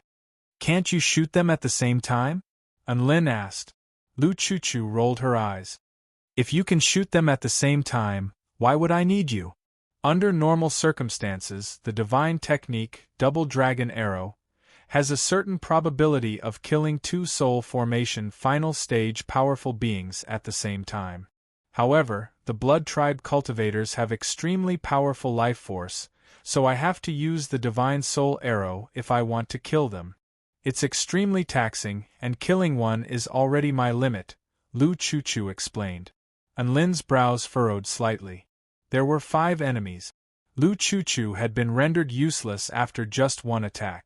Didn't that mean that he and Tina would have to deal with 4 soul formation stage blood tribe cultivators? These weren't just normal soul formation stage blood tribe cultivators either. They were the cream of the crop even among soul formation stage cultivators. However, his eyes suddenly lit up again. "Can you shoot all 5 arrows at the same time and strike all 5 blood tribe cultivators at the same time?" "I can, but it's only enough to tickle them. What's the point?" Lu Chuchu rolled her eyes at Anlin again. Anlin chuckled.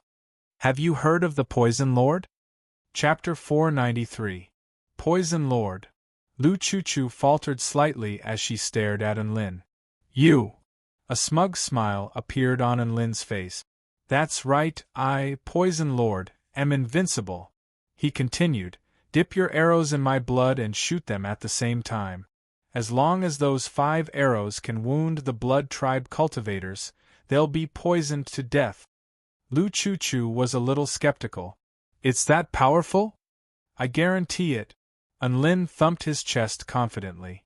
Meanwhile, at the border of the White Lake realm, 4 blood tribe cultivators in red robes were setting up a spell formation on the ground. They were led by a man with golden hair and crimson eyes, and he stood at the forefront of the group of 4 as he stared intently at the White Lake. "Louise, is the spirit-crippling spell formation ready?" the man asked. A seductive woman chuckled softly. "Everything is ready. We're just waiting for Cecil to finish setting up his blood-binding spell formation." The handsome young man raised his head and nodded with a calm expression. "Simpson, I've also finished setting up my blood-binding spell formation." A smile appeared on Simpson's face as he looked at the 4 people around him. "Very good. Now, let's lure out the thing at the bottom of the lake. That thing is a little strange, so make sure you don't let it get close to you." The other 4 nodded solemnly before activating the spell formation within their bodies. Right at this moment, 5 streaks of pink light tore through the air like bolts of lightning. "Look out!" Simpson roared. Boom, boom, boom. The arrows exploded, leaving a series of lethal trajectories in their wake. Louise's body was deflected, and the tip of the arrow slashed past her shoulder. The other 2 brawny men were a little slow to react, and the arrows pierced through their chests. Simpson activated his protective light barrier in time to keep the flying arrows at bay. Cecil's body flickered like a ghost, dodging the incoming arrows. "Ow, that hurt. Which rude bad guy came to disturb us?" Louise spoke with a seductive smile. She was not nervous in the slightest. "Don't let your guard down. These 5 arrows were shot by the same person. Just the fact that he was able to attack without our detection means that he's not to be underestimated." Simpson's brows furrowed. "Humph, what's there to be afraid of with this level of attack? This is a blatant provocation," a brawny man whose chest had been pierced said nonchalantly. The flesh on his chest wriggled, preparing to mend his pierced chest. Simpson looked in the direction where the arrow had come from and began to rise into the air. No matter what that person's intentions are, our actions have been discovered by the other organizations. Before we draw that thing out, we have to eliminate this threat. Let's go. The other 4 Blood Tribe members nodded and began to rush in the direction where the arrow had come from. At the same time, they released their divine sense to investigate their surroundings. On the summit of a mountain over 10 kilometers away, Unlin glanced at Lu Chuchu. "Didn't you say you could hit all 5 of them at once? Isn't this a waste of my blood?" Lu Chuchu pursed her lips. "That's just a theory. In theory, he could hit 5 of them at the same time. Actually, to be able to hit 3 was already pretty good, right? You, on the other hand, where's the poison lord? Where's the poison tyrant in your blood that can kill vampires upon contact? What's with the 5 lively blood breeds? They're pouncing toward us. Huh? They're not dead?" Unlin faltered slightly upon hearing this. His eyesight was limited, and he couldn't see what was happening over 10 kilometers away. "Lu Chuchu, let's find a place to hide first. Let's cast a concealment spell technique first. I want to see if my blood isn't poisonous, or if these Blood Tribe cultivators are too arrogant." Unlin was unconvinced. Thus, 5 Blood Tribe cultivators appeared in their field of vision a few seconds later. They flew through the air atop a wave of blood, and their auras surged with astonishing might. So they really weren't dead. An indescribable sense of disappointment welled up in Unlin's heart, as if he had lost an extremely bad *SS skill. However, right at this moment, 2 of the brawny Blood Tribe cultivators suddenly faltered. "Jeff Bude, what's wrong with you?" Simpson asked immediately after noticing that something was wrong. Jeff's body trembled with a dazed expression. "Leader, He didn't even get a chance to finish his sentence before he began to foam at the mouth and plummeted toward the ground. That arrow was poisoned. Bude also let loose a cry of surprise. He then threw up a large mouthful of blood, and his life force quickly dissipated as he plummeted from the sky. Simpson was shocked to see this, and he immediately used his vital energy hand to catch the 2 of them. However, the 2 of them had already passed away after just a few short seconds. The 3 of them stared blankly at the 2 dead bodies, and their minds went completely blank as they temporarily lost the ability to think. Those were Blood Tribe cultivators with extremely powerful life force. Furthermore, Jeff and Bude were Soul Formation Final Stage Blood Tribe cultivators, so even if their heads were blown off, they could still regenerate. What kind of poison could kill beings with such terrifying life force in such a short time? Louise then seemed to realize something, and she looked down at her shoulder with horror etched on her face. The arrow wound there had yet to heal, which was extremely abnormal for a Blood Tribe cultivator. "Ah!" She couldn't help but scream before turning to Simpson and Cecil with a pleading expression. "Save me!" Her voice had only just fallen when she threw up a large mouthful of blood. Her body swayed slightly as her life force quickly dissipated, and she plummeted from the sky. Simpson and Cecil looked at each other as chills ran down their spines. Without saying a word, they turned around and ran. They really didn't have the courage to fight such a strange enemy. The Blood Tribe cultivators were proud of their extremely powerful life force, so they weren't afraid of battle. After all, it was very difficult for them to die in a battle of equal strength. Even if they couldn't win, they could still escape. However, when they discovered that someone could kill them with a light poke, they completely lost the will to fight. "Tina, you're responsible for picking up the storage rings." Unlin flew toward the 2 fleeing Blood Tribe cultivators on his brick after uttering this sentence. Lu Chuchu also flew into the air as she turned to look at Unlin with an expression of shock on her face. Why is your blood so poisonous?" She couldn't help but ask. She had seen Louise's shoulder, and even then she was still poisoned to death. Just how poisonous would the blood have to be able to kill her? She didn't even dare to imagine. "I don't know either, but don't worry, this blood isn't poisonous to humans. It's only known to be poisonous to the blood tribe and the demons of hell, Unlin replied. Lu Chuchu's lips twitched slightly. This poison lord's blood poison could choose its targets? How terrifying! We're close, Unlin suddenly spoke. Lu Chuchu raised her head to see that the blood tribe cultivators were less than 500 meters away from them. However, they seemed to have unleashed their blood escape technique, and their speed increased drastically as the distance between them widened again. Right at this moment, Unlin slashed toward his own arm with his evil-slaying sword. Splat! Blood splattered through the air. Wings of wind. Wind soared. Bam! Unlin's speed also increased drastically as he tore through the air, creating gale-force winds. So fast! Lu Chuchu's eyes widened in shock as she was slowed down by the gale-force winds created by Unlin. Not long after that, Unlin arrived before the two blood tribe cultivators, and his sword flashed as he slashed two bloody gashes into their bodies. What the F***ck? How can he be so fast? Simpson's expression turned pale with fright. These injuries are nothing. After all, we weren't attacked by the woman with the longbow behind us. There's a time limit to the man's speed increase, and we've already shaken him off our tail. All we need to do now is pay attention to the woman's poison arrow, Cecil consoled. Simpson nodded as he committed the faces of the two people behind him to memory. He was going to exact revenge next time. He was going to make those two suffer a fate worse than death. Just as he was thinking this, Simpson suddenly felt like throwing up. Erg. He threw up a large mouthful of blood, and at the same time, he felt the vitality within his body being quickly sucked away as his flesh began to crumble. Cecil's eyes also widened in shock. He seemed to have realized something, and he looked behind him with a horrified expression. The man with the black sword had already stopped his pursuit. His long sword was stained with blood, and there was a mocking smile on his face. So it's you. He looked at Unlin's injured arm, and he finally came to a realization. However, it was all too late. Cecil and Simpson's eyes rolled into the back of their heads as they frothed at the mouth, and they plummeted toward the ground, losing all signs of life. Chapter 494.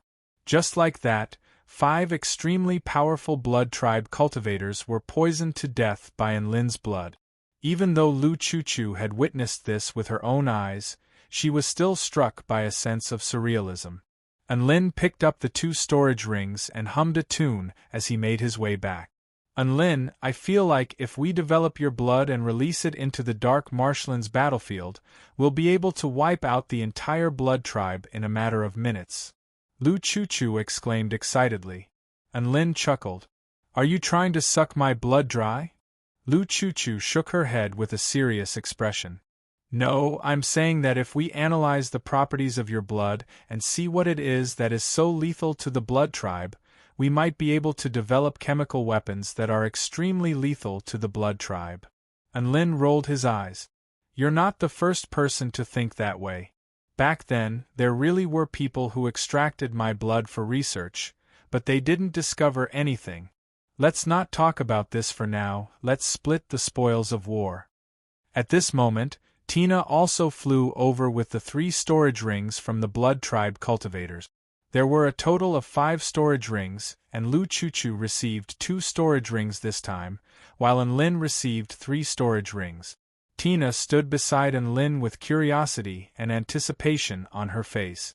Unlin began to refine the 3 storage rings and discovered many pleasant surprises.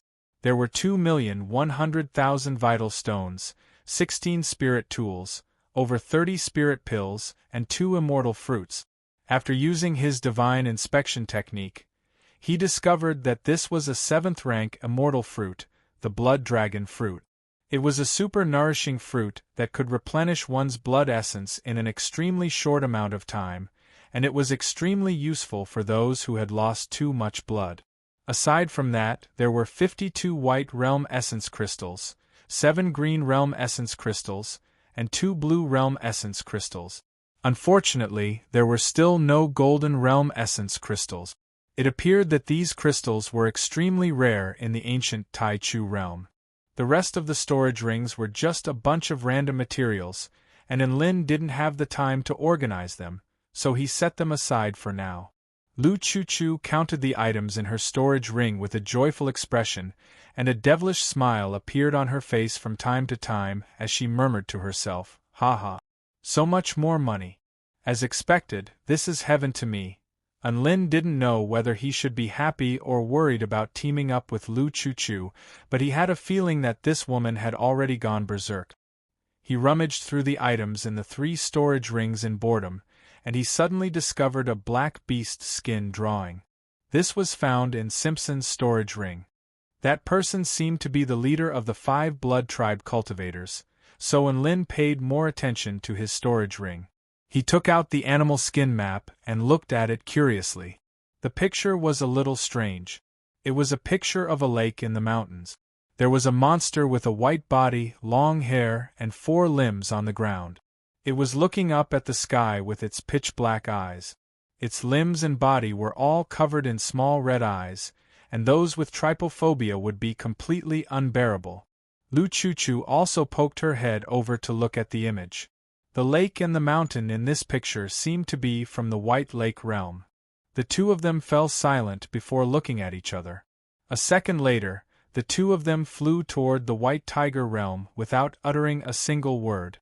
"This monster will definitely drop some good equipment," Enlin exclaimed with excitement. Lu Chuchu nodded.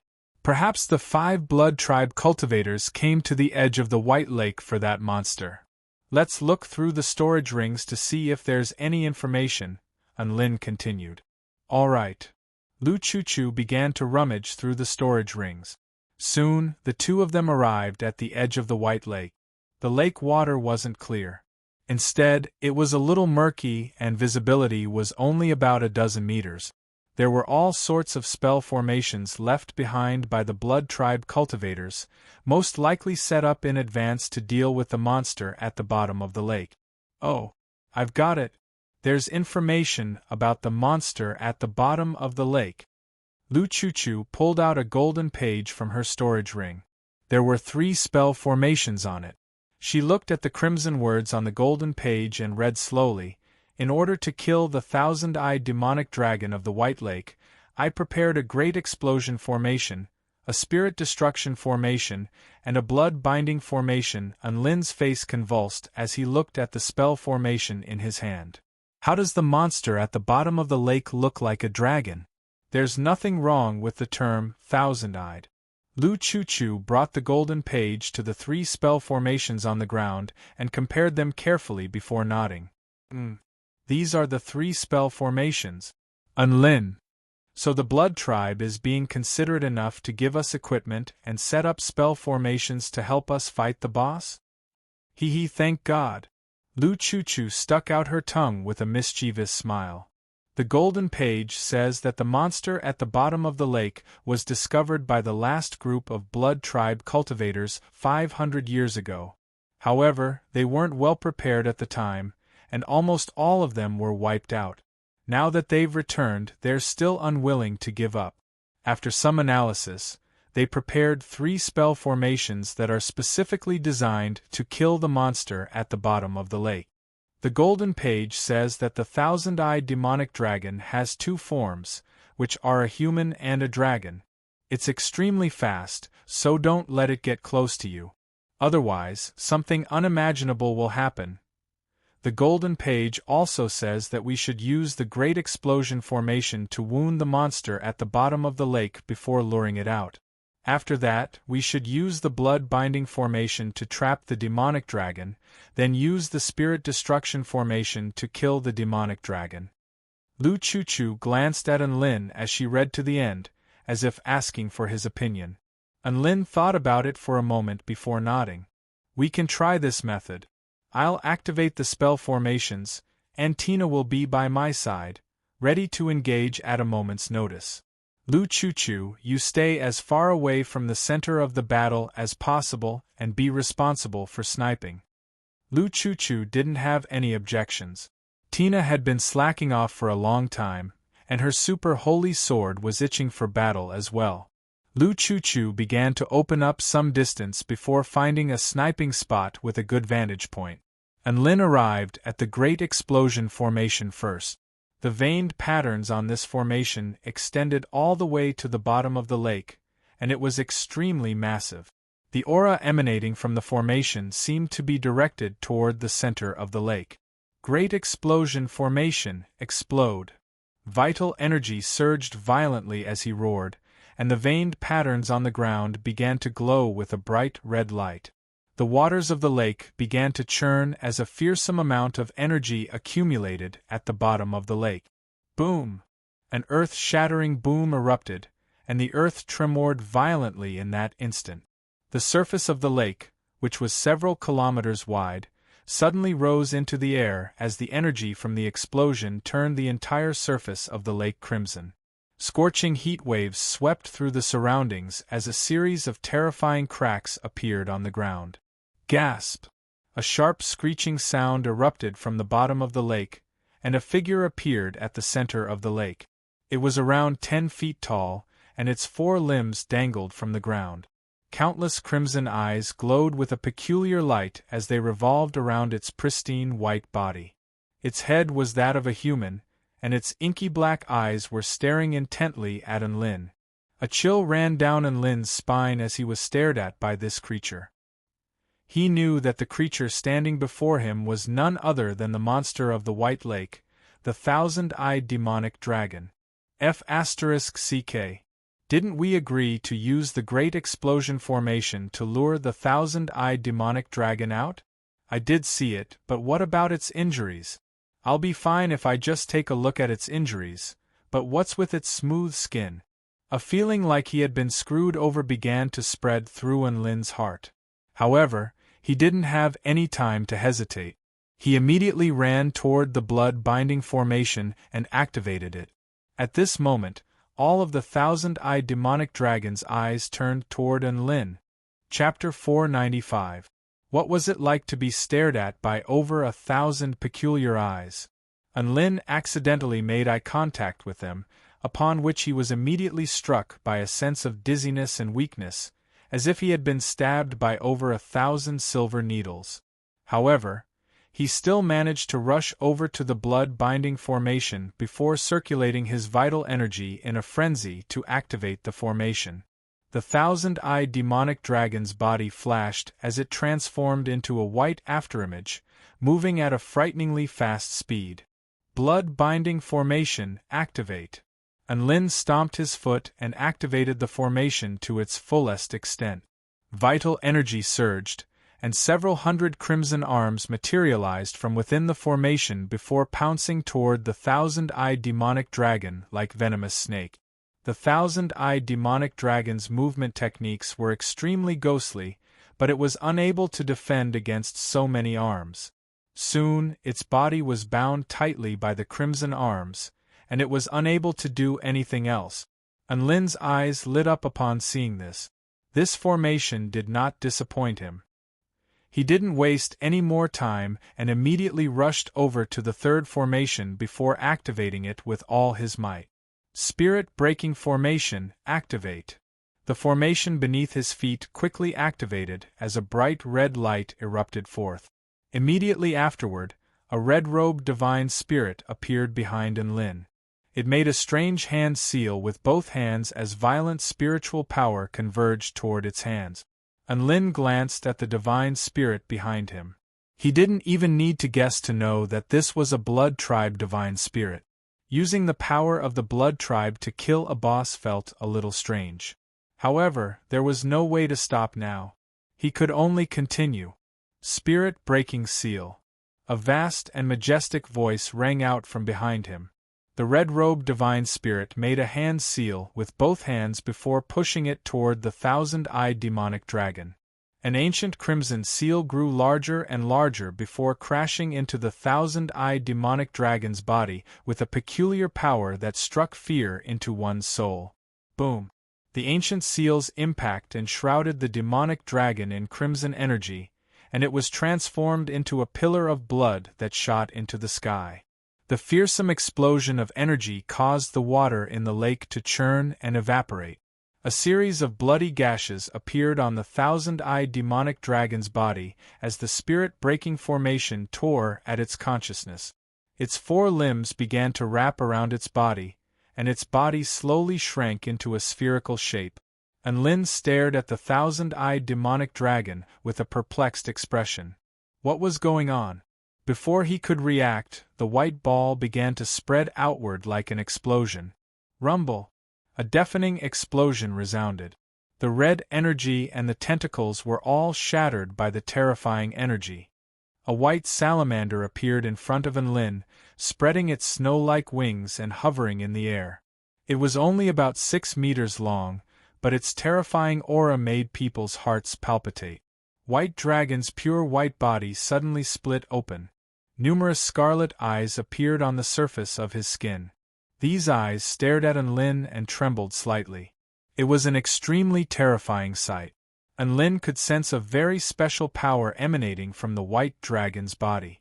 This power was extremely powerful, but it couldn't be categorized by their current cultivation bases. This was a type of ethereal and extremely detestable power. This was most likely the second form of the thousand-eyed demonic dragon. From this, the Blood Tribe's information was quite useful. However, Enlin really didn't understand where the Blood Tribe was getting their confidence from. Why did they think they could kill this demonic dragon with their 3 spell formations? The 3 spell formations had only forced the thousand-eyed demonic dragon to reveal its second form. What was he supposed to do next? Speaking of which, couldn't the Blood Tribe be more reliable? Did they think they could be so confident just because they had more blood? The thousand-eyed demonic dragon crouched down slightly, and a terrifying power began to build up in its body. It was clearly ready to attack. Right at this moment, a streak of pink light tore through the air toward the thousand-eyed demonic dragon with boundless killing intent. This was Lu Chuchu's arrow, which was a killing technique that she had prepared in advance. The arrow was imbued with terrifying power, and it instantly tore the thousand-eyed demonic dragon's body in half. It was so fast that the thousand-eyed demonic dragon had no time to react. Insta-kill. Enlin was astonished. Enlin felt like he had just stabbed a flag into the ground.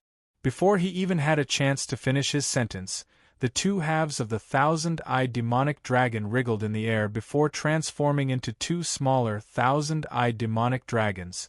This kind of disgusting power was really annoying. Whoosh! The 2,000-eyed demonic dragons transformed into white afterimages as they pounced toward Enlin. Tina let loose a cold cry as her heart lotus ice sword slashed through the air in a blue crescent arc. The temperature in the area within a radius of over 1,000 feet plummeted, and extremely frosty energy fluctuations swept toward the 2,000-eyed demonic dragons before clashing with them. The 2,000-eyed demonic dragons faltered momentarily. Right at this moment, Enlin's sword had already slashed toward one of the thousand-eyed demonic dragons like a bolt of lightning. Whoosh! The black sword blade tore through the thousand-eyed demonic dragon's white body, but there was no blood splattering through the air.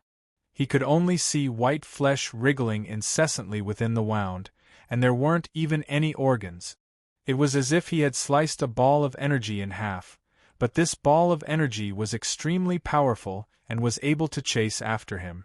How the F***ck was he supposed to fight this? Sure enough, the body that had been sliced in half by Enlin split again into 2 smaller thousand-eyed demonic dragons, which he referred to as Little 3 demonic dragons. The larger thousand-eyed demonic dragon had split into 2 smaller thousand-eyed demonic dragons, and now, they had split into 1 Little 2 demonic dragon and 2 Little 3 demonic dragons.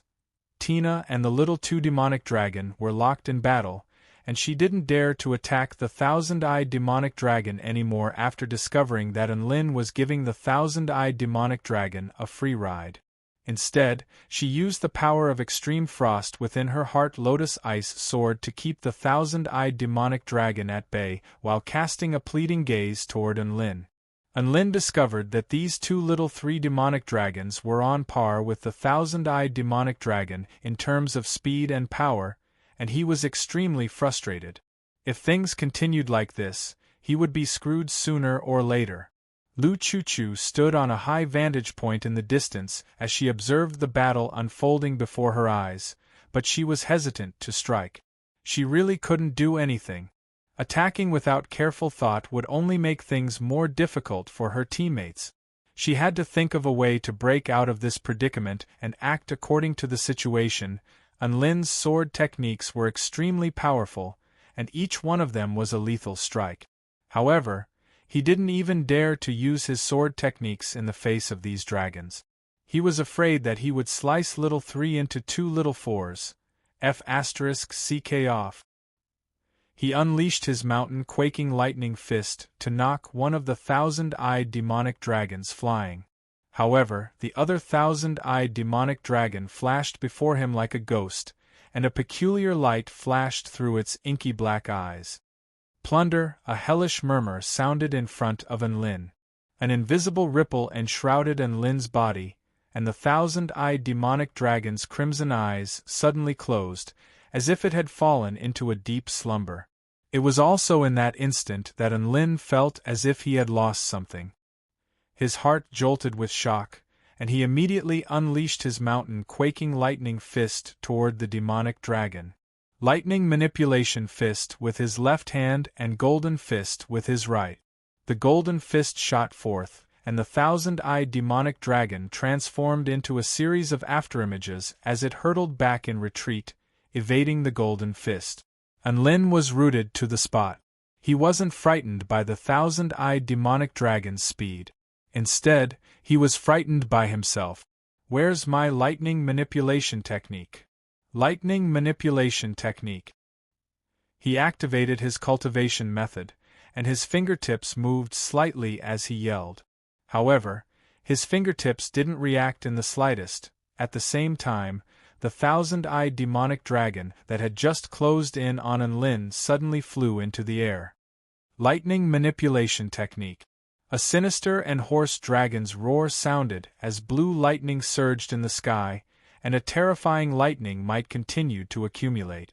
Unlin's mouth gaped open in shock as he looked up at the scenes unfolding in the sky.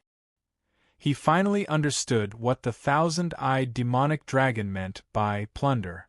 It was F***king plundering his spell technique. How could it possess such a powerful ability?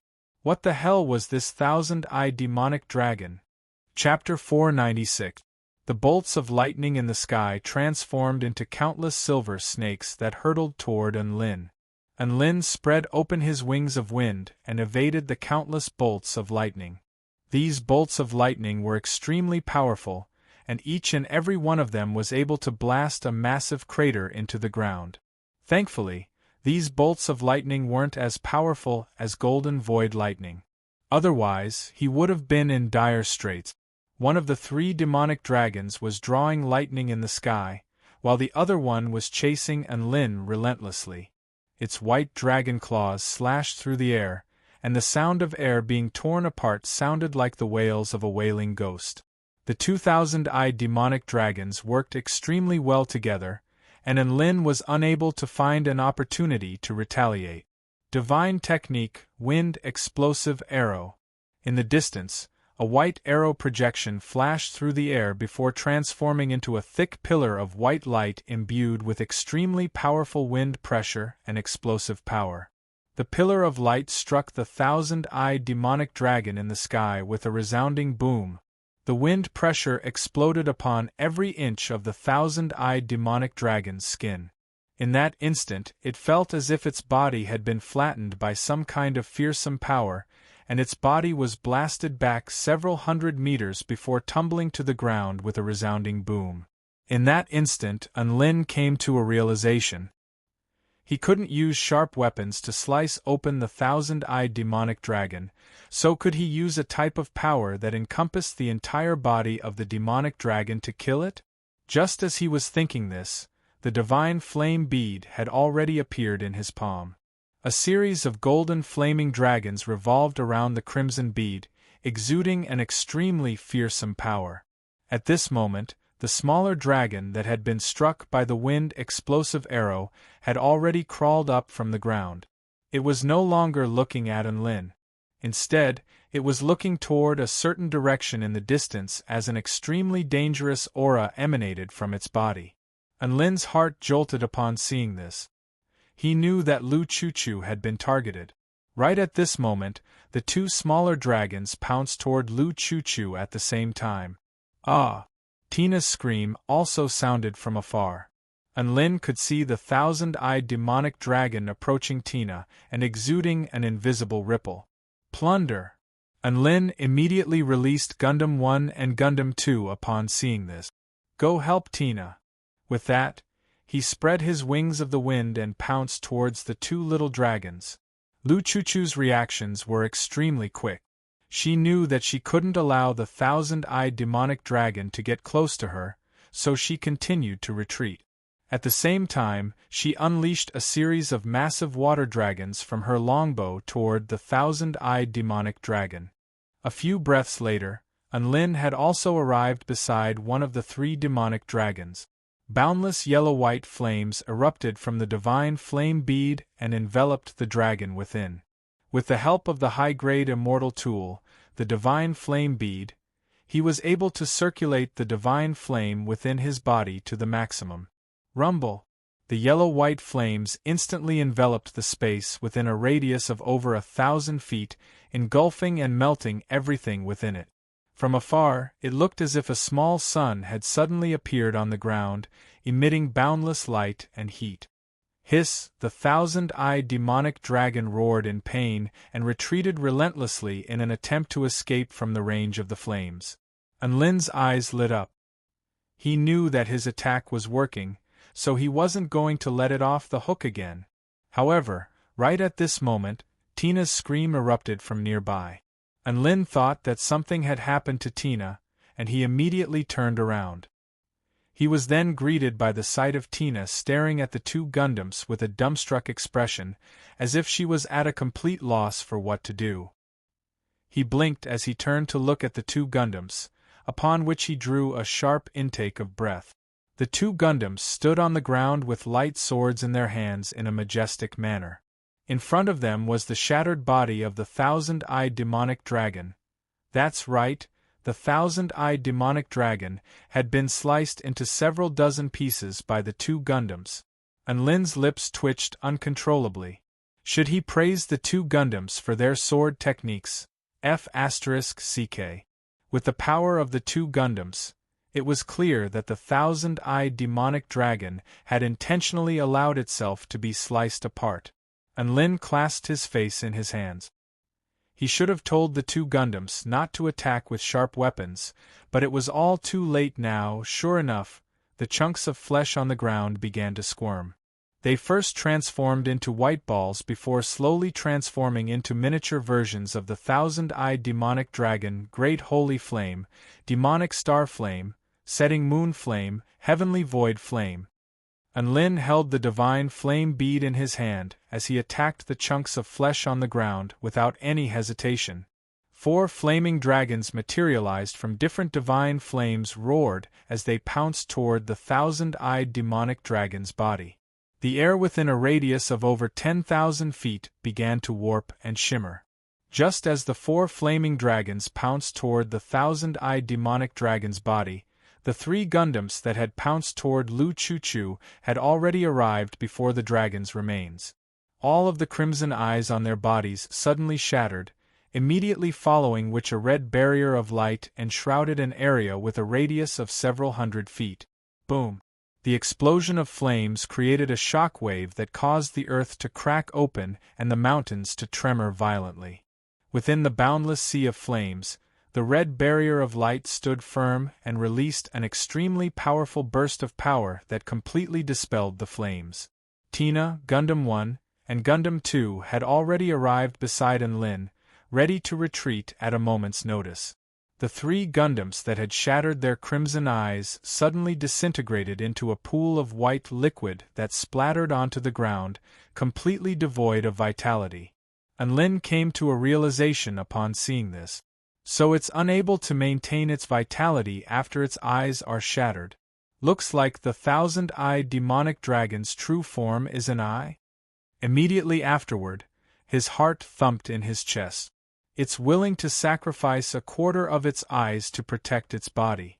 What does that mean? His voice had only just fallen when the balls of light transformed into miniature thousand-eyed demonic dragons. There were 50 to 60 of them at a glance. A terrifying power radiated forth in all directions, and the crimson eyes seemed to be imbued with a terrifying power that threatened to engulf all things. And Lin felt like this type of splitting didn't follow the law of conservation of energy at all. If one were to split into two, they would at least be a lot weaker. However, these dragons were split into several dozen, and each one of them was only around 30% weaker than before. As such, the combined power of several dozen dragons was far too terrifying. At the same time, behind a mountain on the border of the White Lake realm, there were two beings with concealed auras surveying the battle taking place near the White Lake. A semi-transparent jellyfish that was about half the size of a grown man hovered in the air with white lightning flashing on its tentacles. Hongdo? Is that the Enlin you were talking about? A burly rock golem with flames burning on its chest nodded with astonishment on its face. There's no mistaking it. He's Enlin. Who would have thought that he would also be in the ancient Tai Chu realm, and who would have thought that he would progress from the spirit-nurturing initial stage to the soul-formation intermediate stage in just over a year after the Tao Exchange Conference of the Four Powers. He's definitely a freak. But he's already in a difficult battle. The jellyfish chuckled. The Celestial Court is also our ally. Should we help them? Hongdo blinked his flaming eyes as he recalled the times when he was bullied by Enlin, and a smile suddenly appeared on his face. Help? It would be inexcusable if we don't help each other when we're from the same hometown. When they're about to be finished, we'll make our appearance and become their saviors, an existence that they need to look up to. When that time comes, my heroism will be deeply engraved into their minds. A smug smile appeared on Hongdo's face as his heart was filled with anticipation. Chapter 497. Tina stood on Enlin's shoulder and gripped tightly onto his hair with a hint of shock and horror in her eyes. What kind of monster is this dragon? It's way too terrifying. Even my holy light power was stolen by it. What? I don't even have my holy light anymore. What kind of demonic being am I? Tina was soon overcome by grief, and she began to sob uncontrollably. Enlin heaved a forlorn sigh. I told you to calm down. My lightning manipulation technique was also stolen by this demonic dragon. Do you think I have anything to complain about? Just as they were speaking, the 40 miniature thousand-eyed demonic dragons began to emanate holy light as an even more powerful aura began to emanate from their bodies. Enlin, are we still going to fight? Lu Chuchu transmitted her voice from afar. Yes. All of our spell techniques have been stolen. We can't let these demonic dragons take advantage of us. Enlin gritted his teeth. Lu Chuchu, got it. The idiotic Gundams received Enlin's instructions, and they put away their light swords in order to attack with fire. After stealing Enlin's lightning manipulation technique, the miniature thousand-eyed demonic dragon appeared at the forefront of the 40 miniature demonic dragons, as if it were a general leading an army. Unfortunately, the strategy of capturing the ringleader first couldn't be used here. If a third party fell, tens of thousands of substitutes would rush in to replace them. All Enlin could do was burn all of them to death. Right at this moment, the miniature thousand-eyed demonic dragon crouched down, and all of its previously closed eyes opened. Its crimson eyes became even more vibrant, as if it had undergone some kind of transformation. Kacha, the lightning revolving around the miniature thousand-eyed demonic dragon's body, became crimson lightning as it exuded an even more fearsome power. Enlin's pupils contracted slightly. It evolved? He knew that the blue lightning had been modified by the thousand-eyed dragon using his lightning manipulation technique, but this crimson lightning, which was even more terrifying, had been fused with the thousand-eyed dragon's power, thereby making it even more powerful. And Lin couldn't help but turn toward the miniature thousand-eyed demonic dragons. Their eyes were closed after absorbing the power of Tina's holy light. In other words, when they opened their eyes again, they would be even more awesome? We can't wait any longer. Let's attack together. And Lin held the divine flame bead in his hand as he charged toward the dozens of miniature thousand-eyed dragons. The 3,000-eyed dragon held the 30-meter-long red thunderbolt in its hand and thrust it at Lin.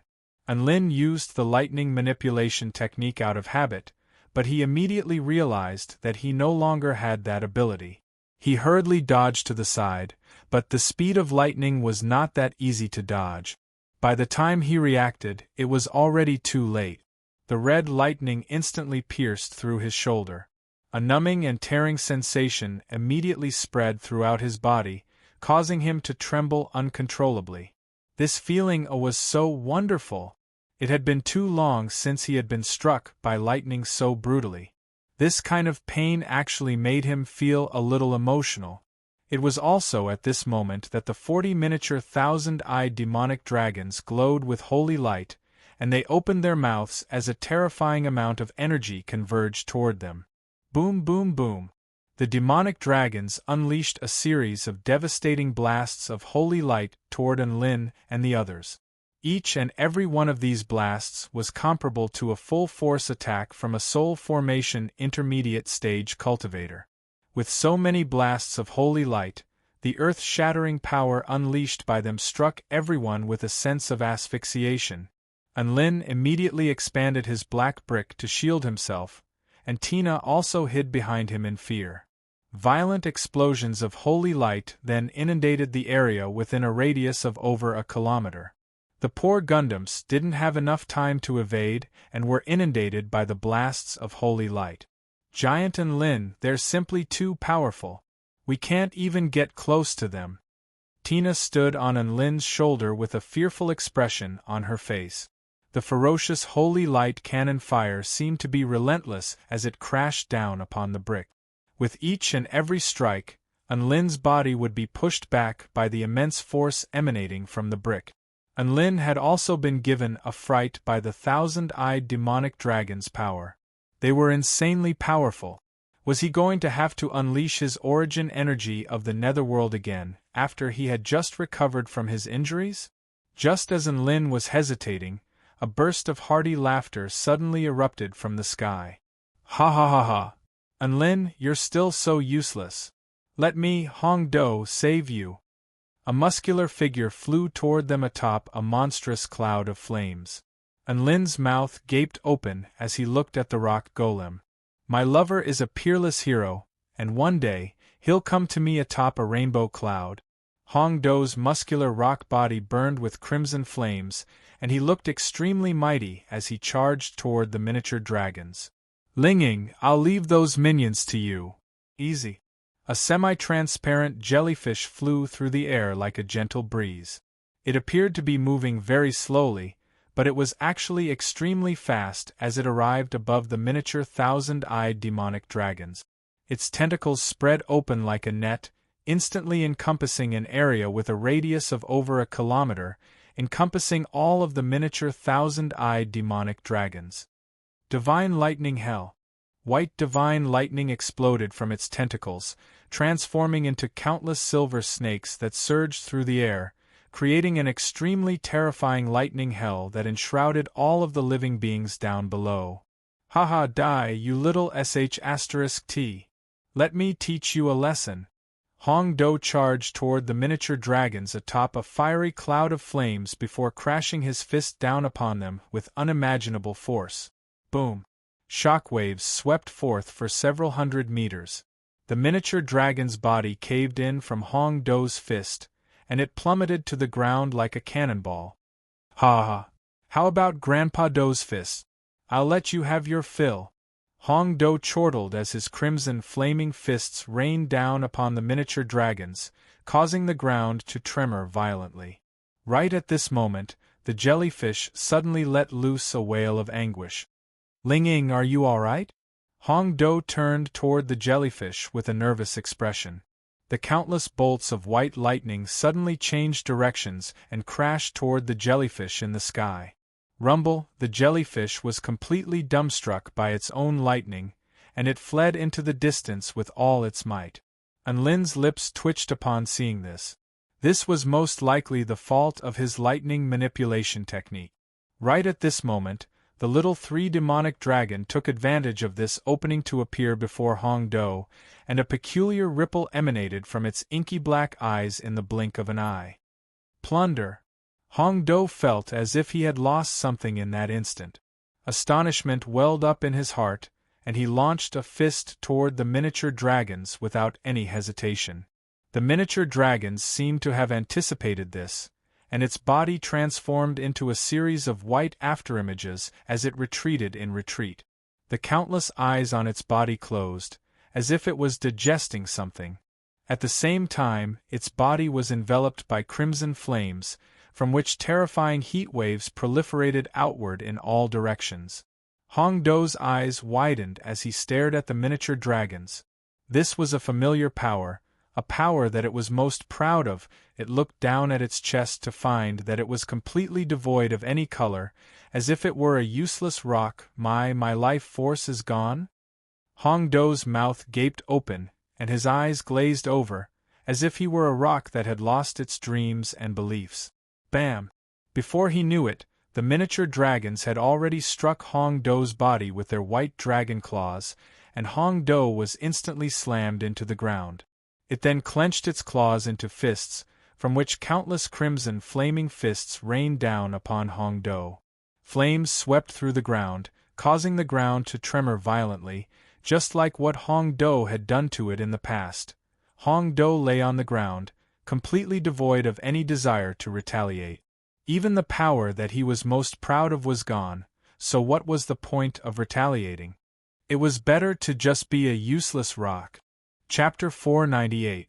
Just as the jellyfish by the name of Ling Ying was fleeing frantically and Hong Do was beginning to doubt his own life, a golden arrow hurtled through the air like the light of dawn piercing through the darkness, illuminating heaven and earth. Everyone could only see a boundless golden light. Divine technique. Divine evil-vanquishing arrow. The golden arrow hurtled toward the dozens of miniature thousand-eyed demonic dragons before splitting into 10, 10 into 100, and 100 into 1,000. In the end, the countless golden arrows formed a massive golden seal in the air. Boom! A terrifying sealing force crashed down upon the bodies of the thousand-eyed demonic dragons. Lin and Tina also understood what was going on at this moment, and they immediately charged toward the miniature dragons. Lu Chuchu had created an extremely good opportunity for them. These miniature dragons, which were imbued with the power of holy light, posed the greatest threat, and they had to take this opportunity to eliminate them. Tina's aura soared to the very peak as she wielded her heart lotus ice sword. She let loose a delicate cry as she slashed her longsword toward the miniature dragons. Blue ripples proliferated outward for over a kilometer, and thousands of blue lotus flowers blossomed on the ground below them. The power of holy light erupted from the miniature dragons that had been suppressed by the divine evil-vanquishing arrow. Just as they were about to struggle free, the blue lotus flowers beneath their feet unleashed a power that was powerful enough to freeze the space around them. Lin hovered the divine flame bead before him as he activated his 4 divine flames to their maximal extent. Great holy flame, appear! A scintillating sun appeared above the heads of the miniature thousand-eyed demonic dragons. Demonic star flame, appear! The sky transformed into a sea of purple flames with specks of dazzling starlight imbued within them. Setting moon flame, heavenly void flame. On the ground below, the blue flames formed a terrifying wave that swept toward the thousand-eyed demonic dragons with a power that could freeze and melt all living beings. The invisible heavenly void flame engulfed the entire space with the power to annihilate all things. Sea of Divine Flames, activate. A crimson symbol appeared on the back of Enlin's hand, which glowed with a brilliant light and resonated with the divine flame bead in his hand. The purple flames enshrouded the white starlight fell toward the ground like a meteorite. The sun began to spew out boundless golden flames, scorching all living beings in the area in a frenzy. The dark blue flames set off monstrous waves, like a flood or a ferocious beast, unstoppable. The invisible void flame energy was everywhere, burning every inch of the demonic dragon's skin. The entire sky, earth, sun, moon, and void had transformed into a purgatory furnace, leaving no place for the miniature thousand-eyed demonic dragons to escape. Within the divine flame bead, a golden flaming dragon roared as it was drawn into the sea of flames of four spirits. It was like the monarch of all flames as it devoured the thousand-eyed demonic dragons in a frenzy. The severely injured jellyfish turned his head to look at the sea of four divine flames, which was powerful enough to incinerate all living things, and was startled. Is this a spell technique Enlin used? Isn't this 2F** King scary? The terrifying power of the flames melted the ground in a radius of several kilometers, and even the thousand-eyed demonic dragon was unable to withstand the destructive power of the flames. Its holy light began to shatter, and its body was scorched by the flames as its eyes began to crack open. Not long after, the flames began to disperse.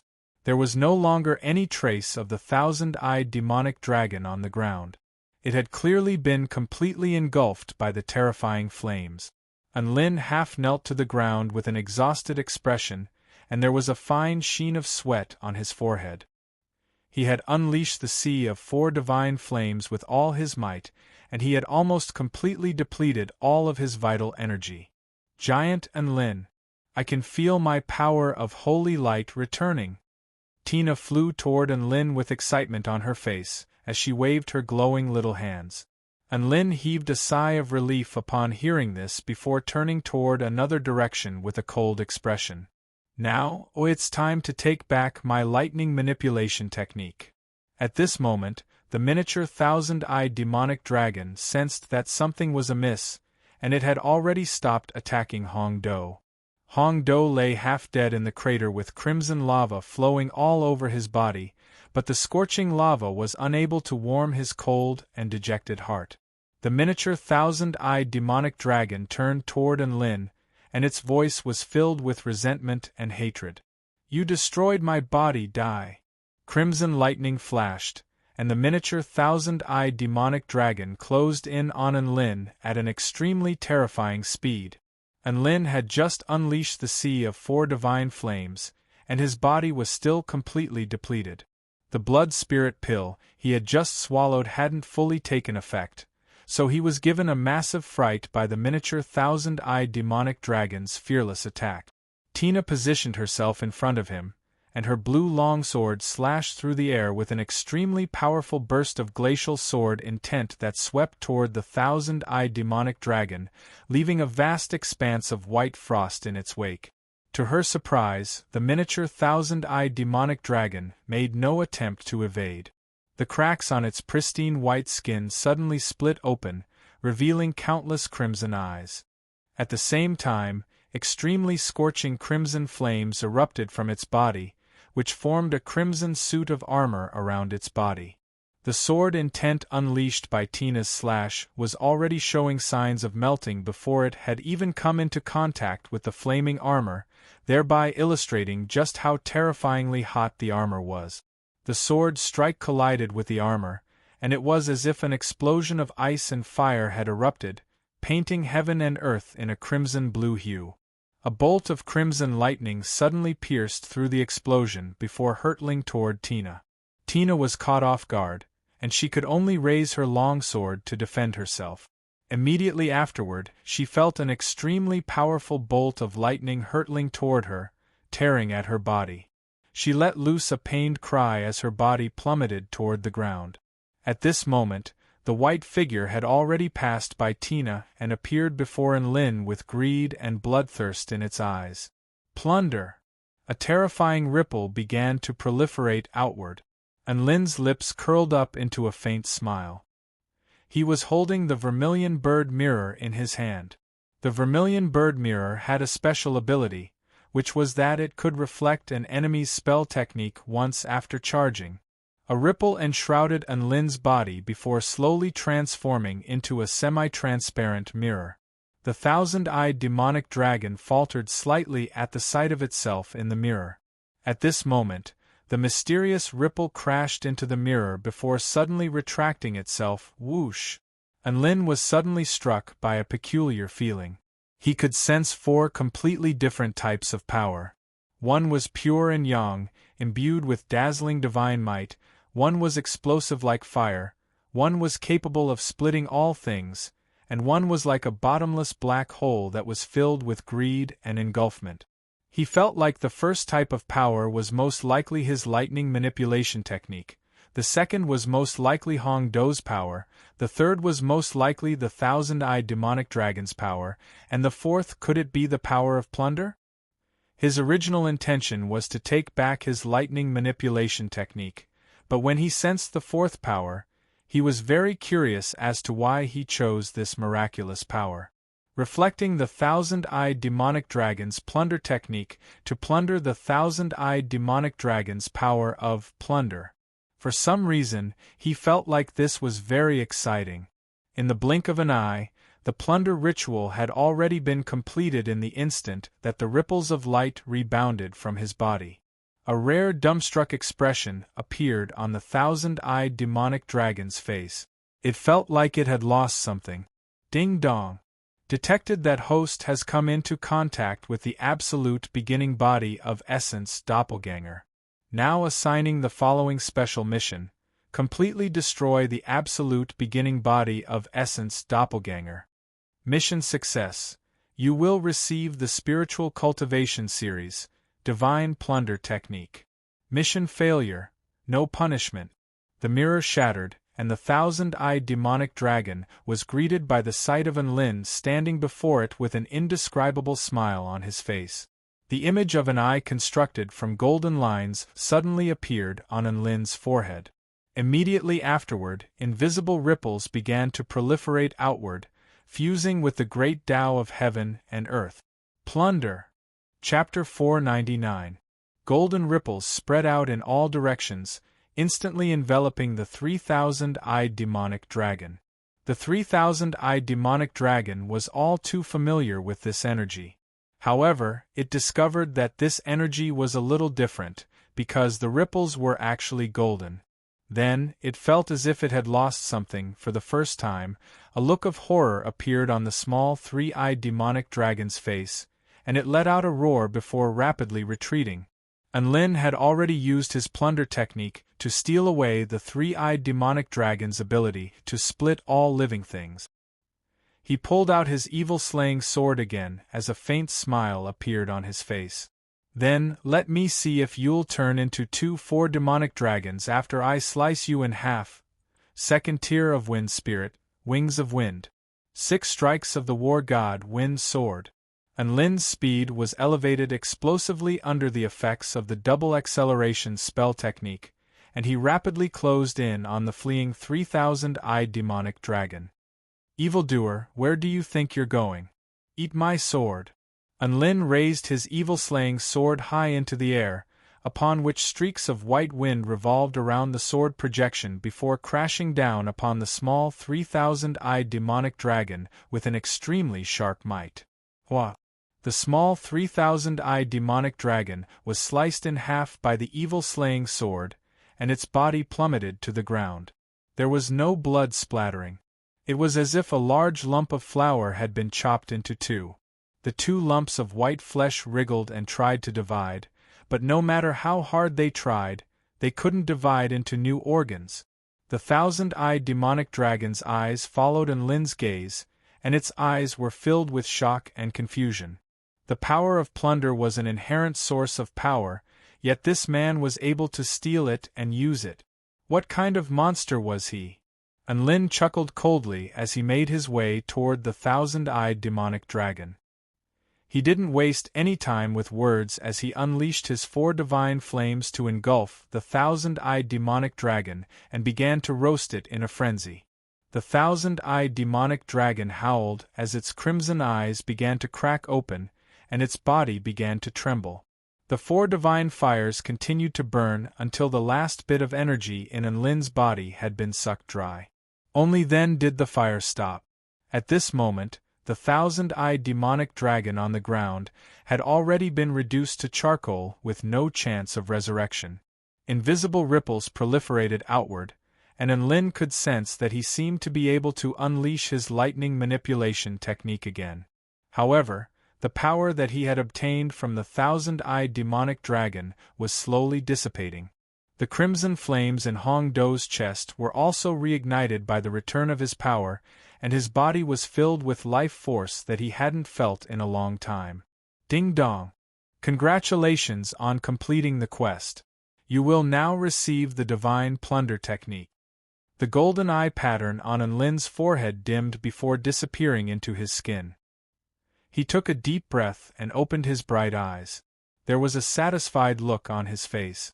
As expected, all of the Divine Plunder technique's spell techniques were extremely useful. This Divine Plunder technique was very similar to the thousand-eyed demonic dragon's plunder technique in that it could be unleashed from a range of over 100 meters. As long as one made eye contact with an enemy, one would be able to plunder the enemy's unique spell technique power. The time limit was 10 minutes, and it could accommodate up to 3 types of energy at the same time. My flame of life has returned? Hong Do murmured to himself within the massive crater. He crawled out from the crater and was greeted by the sight of a figure in a flowing white robe with his back to him. The figure was wielding a black longsword, and the figure was enshrouded in a faint light, making him appear especially tall and mighty. Say, Senior, were you the one who saved me? Hong Do spoke with tears in his eyes, but his face was filled with gratitude and reverence.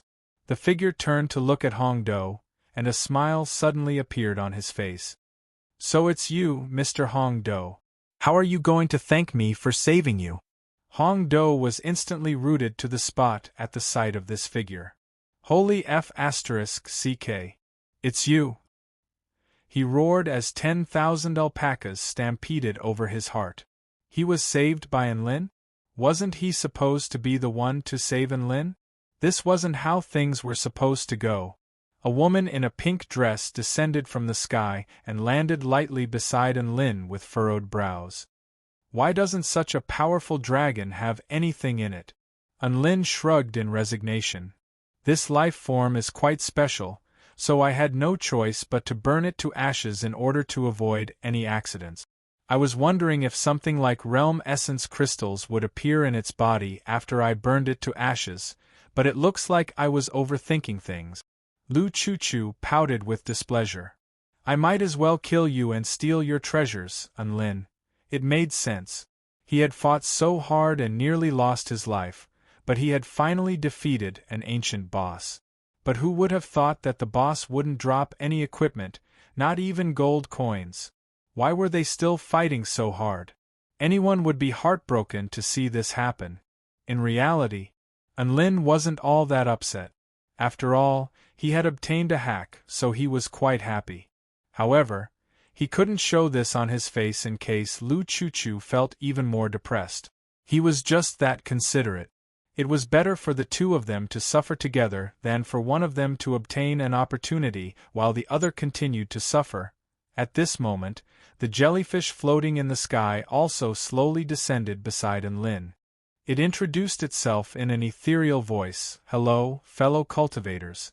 I am Ling Ying from the Hall of Creation in the Creation Realm. Lin nodded and also cupped his fists in salute. Hello, Ling Ying. I am Lin from the Celestial Court of the Kingdom of the 9 States. Lu Chu also introduced herself.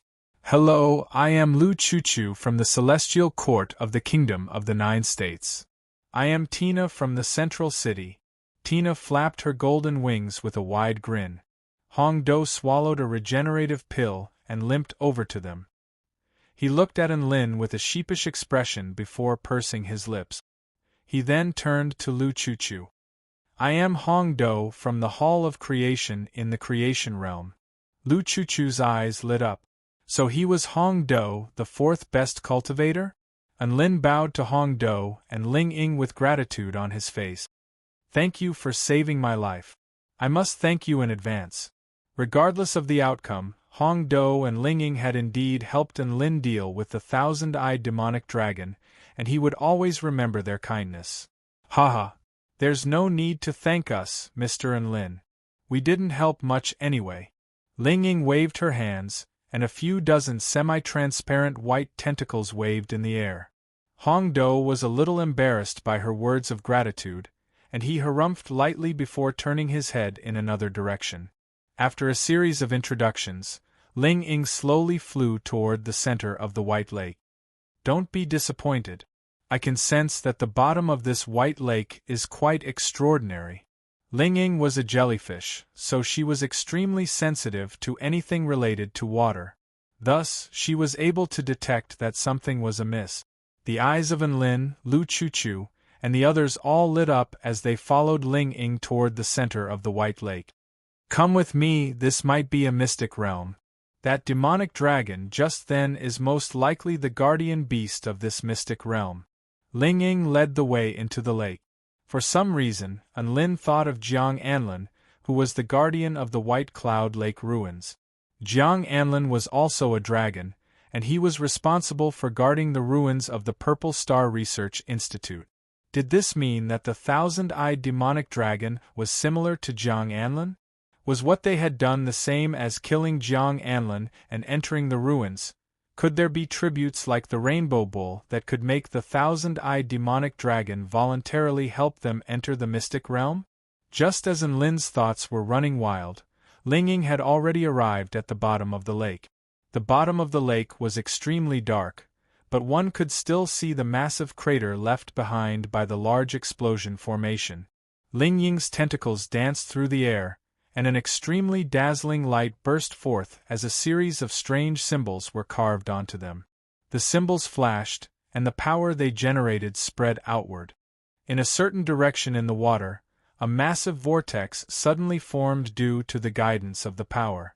This vortex seemed to be able to suck in all things, and it was pitch black and profound. This is the passageway to the mystic realm, come with me. Ling Ying waved her tentacles and swam toward the vortex excitedly. Lin and the others could also sense some kind of special space within the vortex. Thus, they didn't hesitate any longer and followed Ling Ying into the massive vortex. Chapter 500. Two black figures hovered atop a certain mountain in the White Lake realm. They had crimson eyes and sharp black horns on their heads. Their auras were vast and powerful, and they were the true demons of the demonic realm. Zhong Lixing, what do you think? Should we chase after them? A female true demon with an extremely voluptuous figure asked in a low voice. She was wearing a black muslin dress that revealed her snowy white back. The muscular male true demon nodded with a serious expression. Even the guardian beasts of this mystic realm are so powerful, so the mystic realm at the bottom of the lake must be extraordinary. There must be a great opportunity there. We can't miss out on this opportunity. But it's just the two of us. There was a hesitant expression on the female true demon's face. The battle just then had been earth-shattering, and they had come here after hearing the commotion before hiding here. It was exactly because of this that they were able to witness just how powerful those people were.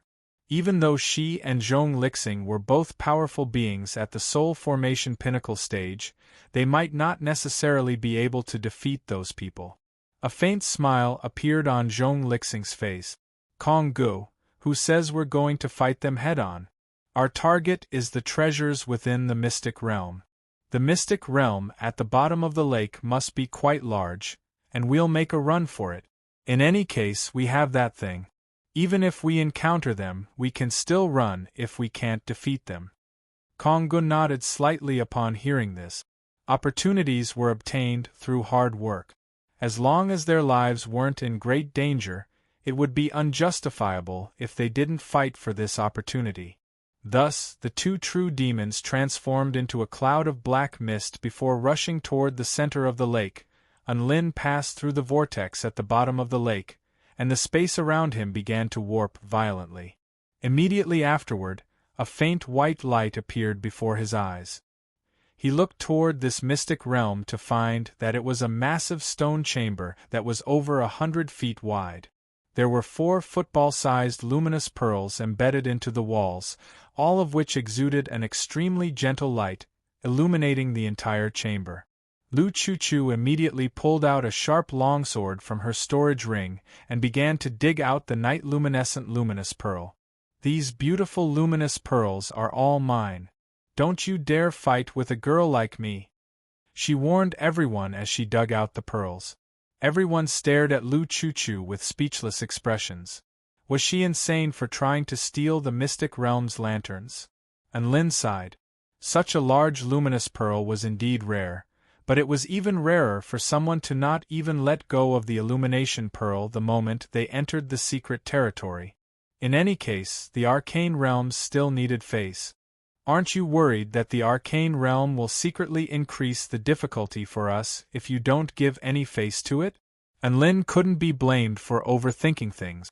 After all, he had explored the Purple Star ruins and the tomb of celestial immortal Shouyang, so he knew how important it was to give the ruins some face. In any case, Lu Chuchu dug out the 4 luminous pearls from the stone chamber and placed them into her storage ring with elation. Then, the stone chamber began to turn pitch black.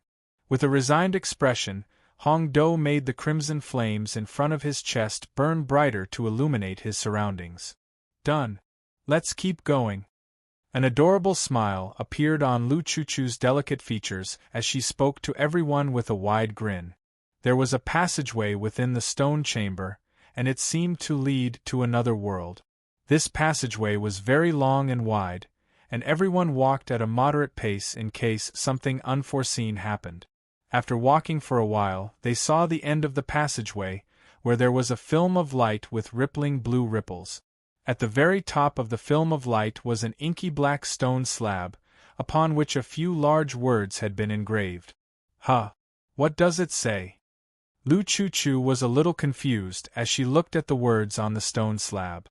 These words were extremely unfamiliar and gave off a sense of antiquity. "Continent Dragon Valley Sanctuary." And Lin and Tina spoke at the same time. The two of them looked at each other, and they could see the astonishment in each other's eyes. "It's engraved in the ancient man language," Lin explained. Lu Chuchu, Hong Do, and Lingying came to a sudden realization, but their expressions became a little peculiar. "So what you're saying is that this terrifying creature isn't guarding a treasure vault, but a sanctuary instead?" Hong Do asked in disbelief. "Could it be that there are still normal living beings on this collapsed continent?" Lingying was a little surprised. "Of course there are. I'm a normal living being." Tina waved her little fists through the air with an angry expression. "What? You're a living being from the ancient Tai Chu realm?" Hong Do was given a huge fright. Lingying's feelers also began to tremble with excitement. "I always thought you were from the Tai Chu continent, but you're a fairy from the ancient Tai Chu realm? Which place are you from?" "I'm not telling you." Tina felt like she was being discriminated against, and she pursed her lips as she hid behind Lin's ear. "All right, let's not talk about this for now. Let's go in and have a look," Lin suggested. This sanctuary was quite easy to understand. When a world was no longer suitable for living beings to live in, some mighty figures would often open up a new space for those living beings to live in. Now that the ancient Tai Chu realm was collapsing, it meant that there was a very good chance that they would encounter native beings from the ancient Tai Chu realm in the Dragon Valley Sanctuary. Once they thought of this, everyone's heart involuntarily tensed up. If there really were native beings in there, then they would be aliens from this world. Perhaps it would be even more perilous for them in there. "Hong Do, you look like you're the sturdier one, so you go in first," Lin suggested. Flames of indignation flared up in Hong Do's chest. "Don't even think about screwing me over, Lin. You're the most powerful one here, so you should go in first. Hee, I didn't think you would have some self-awareness after all. You know that you're no match for me. And Lin chuckled. Humph, don't try to goad me into a trap, I won't fall for it. So what if I admit that I'm a little weaker than you? Hong Do harumphed coldly. Tina couldn't bear to watch any longer, and she yelled, Only a little? Don't you have any shame? You're clearly a lot weaker than me. Not only are you weak, but you're also a coward. What a waste of your big body. You don't even dare to admit that you're sturdy. Tina's Tai Chu language was becoming more and more fluent, and her words were even more penetrating. Hong Do was starting to doubt his own life. Hong Do was completely dumbstruck. In particular, he was being scorned by a tiny female fairy. The damage he was receiving was multiplied, and it was a critical strike that left him a little confused. Could it be that he really was a good-for-nothing? He thought back to his battle with the thousand-eyed demonic dragon, where he was screwed over and had to be saved by Lin in the end. Now, he was standing at the entrance of the mystic realm, but he didn't dare to go in first. Could it be that he was only here to be a bystander? No. I, Hong Do, have never been weaker than anyone. After experiencing an intense clash of ideologies, Hong Do was finally enlightened, and the flames in his chest began to burn. Humph! Cowards, I'm going to show you what a true warrior looks like. Follow me. Hong Do gritted his teeth and led the way through the blue barrier of light. Just look up at my back and see how sturdy and reliable my back is. Hong Do was walking like a true warrior, and everyone else in the passageway was struck by a sense of awe and veneration. Nicely done. And Lin transmitted his voice in praise. I'm just taking a leak, Tina replied with a smug expression. A minute later, Ling Ying sensed her aura seal. Hong Do is still alive, so there shouldn't be any danger in there. We can go in now. Everyone heaved a sigh of relief upon hearing this before stepping through the gate leading to the mystic realm. Chapter 501. Lin, Lu Chu, Tina, and Ling Ying stepped into the blue light barrier and arrived in a world with a faint yellow glow hovering in the sky. Then, they were stunned by the sight before them. Lin sucked in a breath of cold air. Holy F***CK. His eyes widened. Lu Chu's mouth gaped open slightly. Holy **T. Ling Ying was so shocked that her white tentacles froze in midair. Her blue eyes widened in shock. Tina covered her mouth in shock. So many Holy Spirit pagodas. As expected, the legends about Pangu leaving behind the Holy Spirit pagodas are all lies. These are called Realm Essence Crystals. Please don't call them Holy Spirit pagodas anymore. It sounds so weird. Lin rolled his eyes. That's right. What appeared before them was a ground littered with Realm Essence Crystals. On the white ground several hundred meters away, many Realm Essence Crystals grew like plants. They fanned out around a black stone pillar that was over 1,000 feet tall. At a glance, there were at least 300 white Realm Essence Crystals, dozens of green Realm Essence Crystals, and over 20 blue Realm Essence Crystals. There were also 9 red Realm Essence Crystals, which were as dazzling as flowers. In addition, there were 3 golden Realm Essence Crystals. They were located at the edge of the black stone pillar and exuded an extremely alluring golden light. Lin's eyes widened when he saw the golden Realm Essence Crystals. He had to obtain these golden Realm Essence Crystals. Look, Hong Do looks a little strange, Ling Ying suddenly said. Hearing this, everyone looked forward. In reality, Hong Do had been in front of them the entire time. However, they were blinded by the sight of so many Realm Essence Crystals, so they automatically overlooked Hong Do's existence. Now, Hong Do was only a dozen or so meters away from them. His back was facing them, and he was in a running posture. It seemed like he was sprinting toward the Realm Essence Crystals excitedly. However, Hong Do's sprinting was extremely slow in their eyes. It was as if his movement had been slowed down 1,000 times, and Lin grimaced. Mr. Hong Do, what are you doing? He yelled. Hong Dou's sturdy stone body trembled slightly. Then, he turned his head with great difficulty. This mystic realm has a problem. Hong Dou was spouting nonsense and wasted a minute of everyone's time. Anlin, Lu Chuchu, and the others surveyed their surroundings. Finally, their gazes fell upon the faint golden line that was 1 meter in front of them. The golden line seemed to be a boundary that separated two different worlds. Anlin stretched his hand over the line, and he was instantly struck by a sense of slowness. This feeling was very strange. His thoughts did not slow down, but other than that, all his other senses, including the movement of his body, would involuntarily slow down. It was not because he was being suppressed by his power, but because his body was instinctively slowing down. It was as if his body was born to move like this. What a peculiar feeling! This is most likely some kind of power of laws of heaven and earth. Our powers are unable to change this place. Lu Chuchu also sensed the space within the golden line with a hint of surprise in her eyes. Even though this mystic realm is strange, it doesn't seem to pose much of a threat to us. Furthermore, there aren't any threats from the beings of the ancient Tai Chu realm, Linging said. Just like that, everyone looked at each other again and made the same decision. Go in. The temptation of so many realm essence crystals was too great. They couldn't just give them all to Hong Dou. One step forward, and all of them followed suit. Everyone passed through the golden line without any hesitation and charged forward as fast as they could. Anlin used his wings of wind and wind sword combination right from the start in hopes of using inertia to overtake Hong Dou, who was a dozen meters ahead of them. However, he was still too naive.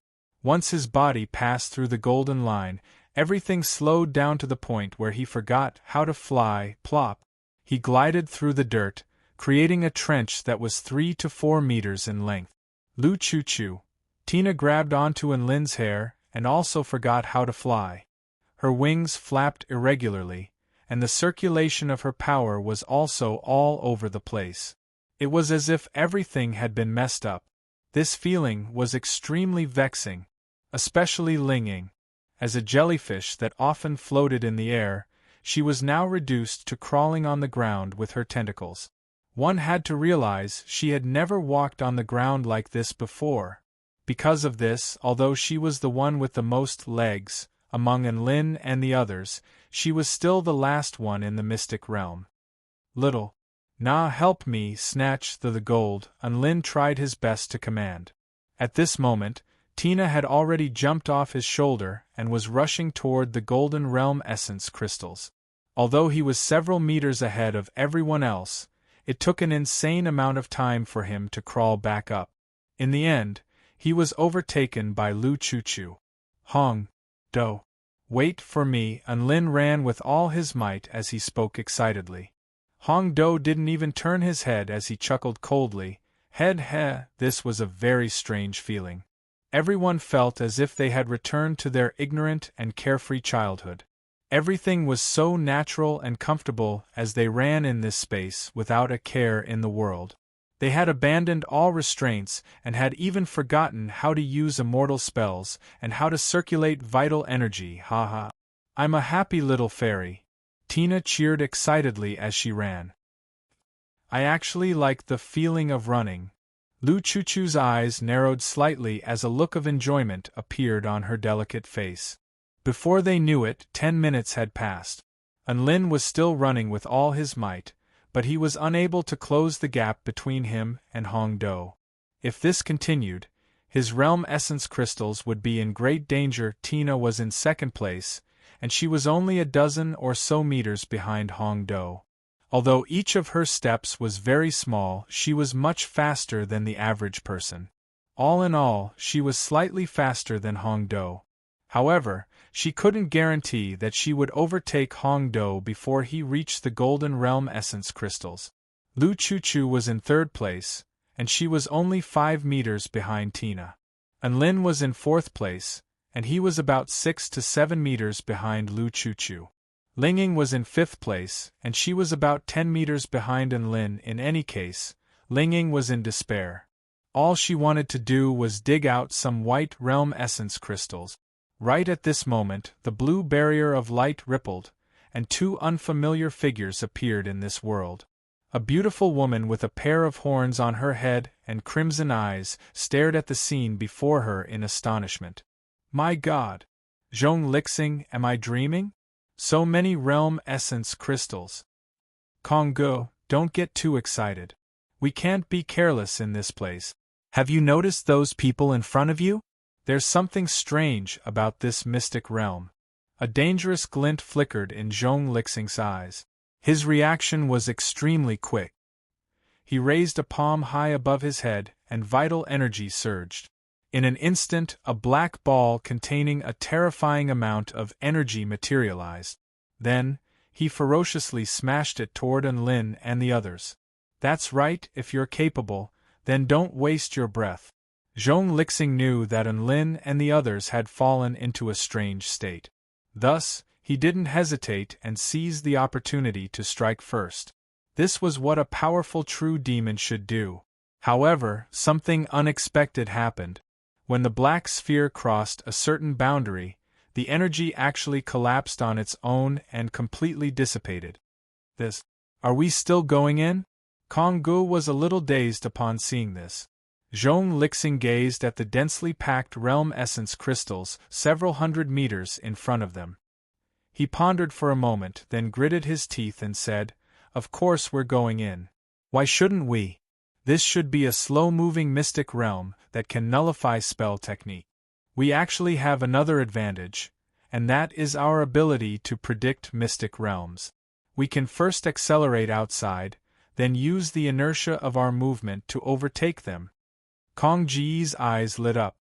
That's a good idea. Just like that, the two of them began to accelerate wildly outside the mystic realm. Then, they flew into the mystic realm's golden streak. Everything was extremely miraculous. The two true demons felt as if their surroundings had slowed down, so much so that they had forgotten how to fly. Plop! The two true demons glided through the air, creating a 3 to 4 meter long trench in the ground. Chapter 502. Ling Ying, who was running at the very back of the group, was the first to notice something amiss. She hurriedly said, Be careful, there are two true demons behind us. Hearing this, everyone turned to look behind them. Then, they saw the two true demons gliding through the air and eating dirt. Seeing this familiar scene, everyone was speechless. They even wanted to look up at the sky. Enlin grimaced. Were these two true demons paying their respects to him? However, they quickly turned their gazes to the front again and continued running. That's right, true demons were nothing here. It didn't matter if you were a true demon or a fake demon. Running as fast as you could was the most important thing. Only by running fast could you obtain realm essence crystals. The two true demons lying on the ground were also dumbfounded. After being stared at by their enemies, the enemies didn't say a word. They all turned around and continued running as if nothing had happened. We have been underestimated, Konggu said slowly. Don't worry, we'll catch up to them soon. The physical strength of us true demons is extraordinary. Zhong Lixing was very confident, and his body exuded a boundless desire to fight. Just like that, the two of them spent a few minutes crawling up from the ground. The distance between them increased to 12 meters. Zhong Lixing wasn't willing to give up. He unleashed his full strength and started running. However, a feeling of extreme slowness engulfed their bodies. It was as if slowness was the meaning of this place. They had abandoned all burdens and slowed everything down. Zhong Lixing and Kong Ji's powerful physical strength didn't seem to be reflected in this place. The distance between them and Enlin didn't seem to decrease at all. However, the only consolation was that the distance between them and the jellyfish was shrinking. Finally, after an hour, they were ready to overtake the jellyfish. Hey, your speed is only SOS. So Zhong Lixing seemed to have found an outlet to vent. He had successfully regained some of his lost ground. However, just as they were about to brush past the jellyfish, The jellyfish's tentacles suddenly wrapped around Zhong Lixing and Kong Ji's bodies like tentacles. Although it sounded like it was suddenly wrapped around them, it was actually very slow. It was just that they couldn't dodge it with the speed of a true demon. Kong Gu screamed in fear. Zhong Lixing. What? You still want to fight with us here? Zhong Lixing had a look of shock and confusion on his face. He didn't expect that the jellyfish would choose to sacrifice its own interests and use the method of fighting to slow them down so that the people in front of it would benefit. Please bring me along. I really can't catch up with the people in front of me, Ling Ying pleaded. I don't know how to walk, and these tentacles can't extend. You guys just happen to run past me, so I can only hug you guys tightly. Just take it as me hitching a ride. Ling Ying continued. Zhong Lixing, then don't strangle me here. Change to another position. Kong Ji's chest was like a raging sea, and the tentacles were extremely close to that area, which made her face burn. Ling Ying obediently shifted her tentacles, wrapping them around Kong Ji's slender, snake-like waist. She was extremely cooperative. Zhong Lixing forcefully pulled at the tentacles wrapped around his waist. However, he discovered that the tentacles were extremely tough. Furthermore, they were very strong. He couldn't tear them apart at all. Even his sharp claws couldn't cause any damage to them. This damned mystic realm. If only it didn't have this power of law. Zhong Lixing fell silent. He ignored Ling Ying's entanglement and continued to run forward. His goal was the realm essence crystals. He would settle this score later. Just like that, the two true demons became the ones pulling Ling Ying's carriage as they ran forward. Ling Ying was extremely touched. She felt like she was about to throw up from walking with her tentacles. This feeling was still the best. It felt like she was flying with someone pulling her along. Hong Do, who was running at the very front, was already less than 200 meters away from the realm essence crystals. He had never felt such a sense of accomplishment before. Regardless of whether it was the calm and powerful senior brother Ling Ying, the freakishly powerful Enlin, or the extremely powerful true demons, they were all left behind by him. At this moment, they all had to look at Grandpa Do's back as he ran. This was a scene that everyone yearned for. It was as if he was a guide who led everyone forward. He was the most dazzling existence in this group of people. Hong Do became more and more excited as he ran. The red flames on his chest burned brighter and brighter, and he almost burst out laughing. However, right at this moment, the ground suddenly started to tremble without any warning. Everyone's heart trembled. The tremors didn't slow down. Rather, they were really shaking at an extremely fast speed. The terrifying tremors almost caused everyone who was running at a very slow speed to lose their footing. The white earth started to bulge and crack, an ominous feeling welled up in everyone's heart. Would they still have the ability to resist if something strange happened at this time? 100 meters away from the densely packed realm essence crystals, smoke and dust exploded into the air. Immediately afterward, several skeletal monsters appeared. There were humans and beasts, and there were at least 100 of them. Those who invade my sanctuary shall die. When they saw Hong Do, crimson flames ignited in their empty eye sockets. They roared and pounced toward Hong Do at a terrifying speed. That's right. Although their speed was only slightly faster than a normal human's, it was a terrifying speed to Hong Do. This strange mystic realm power was completely ineffective against these skeletal monsters. Hong Do almost pissed himself in fear at this ferocious wave of monsters. His eyes were filled with terror and regret. Why did he run at the very front? Why did he have to be the first one to be shot? These skeletal monsters pounced toward Hong Do and started to pummel him with their fists.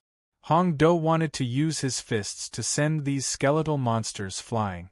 However, his fists were only 5 centimeters per second, so he really couldn't even touch their bones.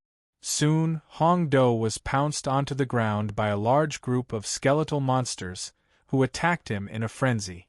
The only fortunate thing was that these skeletal monsters weren't very powerful. At most, they were at the intermediate stage of the Tao body stage. Although Hong Do couldn't circulate his vital energy or use his physical strength, just his rock body alone was enough to withstand the attacks of the skeletal monsters. He wouldn't be injured because of this. However, the important thing now wasn't whether he would be injured or not. He was currently being pounded onto the ground by a group of soldiers. This was a form of humiliation. F***ck off. Hong Do roared in rage and attacked the skeletal monsters with all his might. However, it was completely useless. They all dodged his attacks. Half of the hundreds of skeletal monsters directly passed by Hong Do and pounced toward Enlin and the others. Thus, Enlin, Lu Chuchu, Ling Ying, Zhong Lixing, and Kong Gu were also trampled upon by the skeletal monsters. They were all powerful cultivators of the soul formation stage and were revered existences on the continent. Now, however, they were being bullied by a group of weak skeletal monsters. An unprecedented sense of humiliation welled up in their hearts. Detestable. Detestable. They're going too far. Zhong Lixing had a look of indignation on his face. A huge skeletal wolf pounced on him and started gnawing on the pair of sharp horns on his head. Ah, don't do this! A bone python coiled around Lu Chuchu's slender body. Her heel slipped and she fell to the ground. Her eyes were fixed on the nearby realm essence crystals, and there was a strong look of indignation on her delicate face. Enlin was sent flying by a large skeletal elephant. Then, he was punched and kicked by a group of skeletal monsters. Kong Gu was surrounded by skeletal birds, and she was continuously battered by them. Finally, she collapsed to the ground. Ling Ying let out a series of strange cries as her tentacles were being torn apart by a group of skeletal dogs. Soon, Lu Chuchu's indignation froze on her face. It was as if she had seen something inconceivable. There was a figure that had been neglected and was currently rushing toward the realm essence crystals. She was so insignificant, however, in Lu Chuchu's eyes. She was a ray of light that had been neglected. She was a ray of light that was heading toward victory. The adorable little fairy, Tina, was currently sprinting toward the finish line. Her white dress fluttered in the wind. She was less than 2 centimeters tall. Perhaps it was precisely because she was too small that she had been neglected by all the skeletal monsters. She had already surpassed Hong Do's position and became the first person,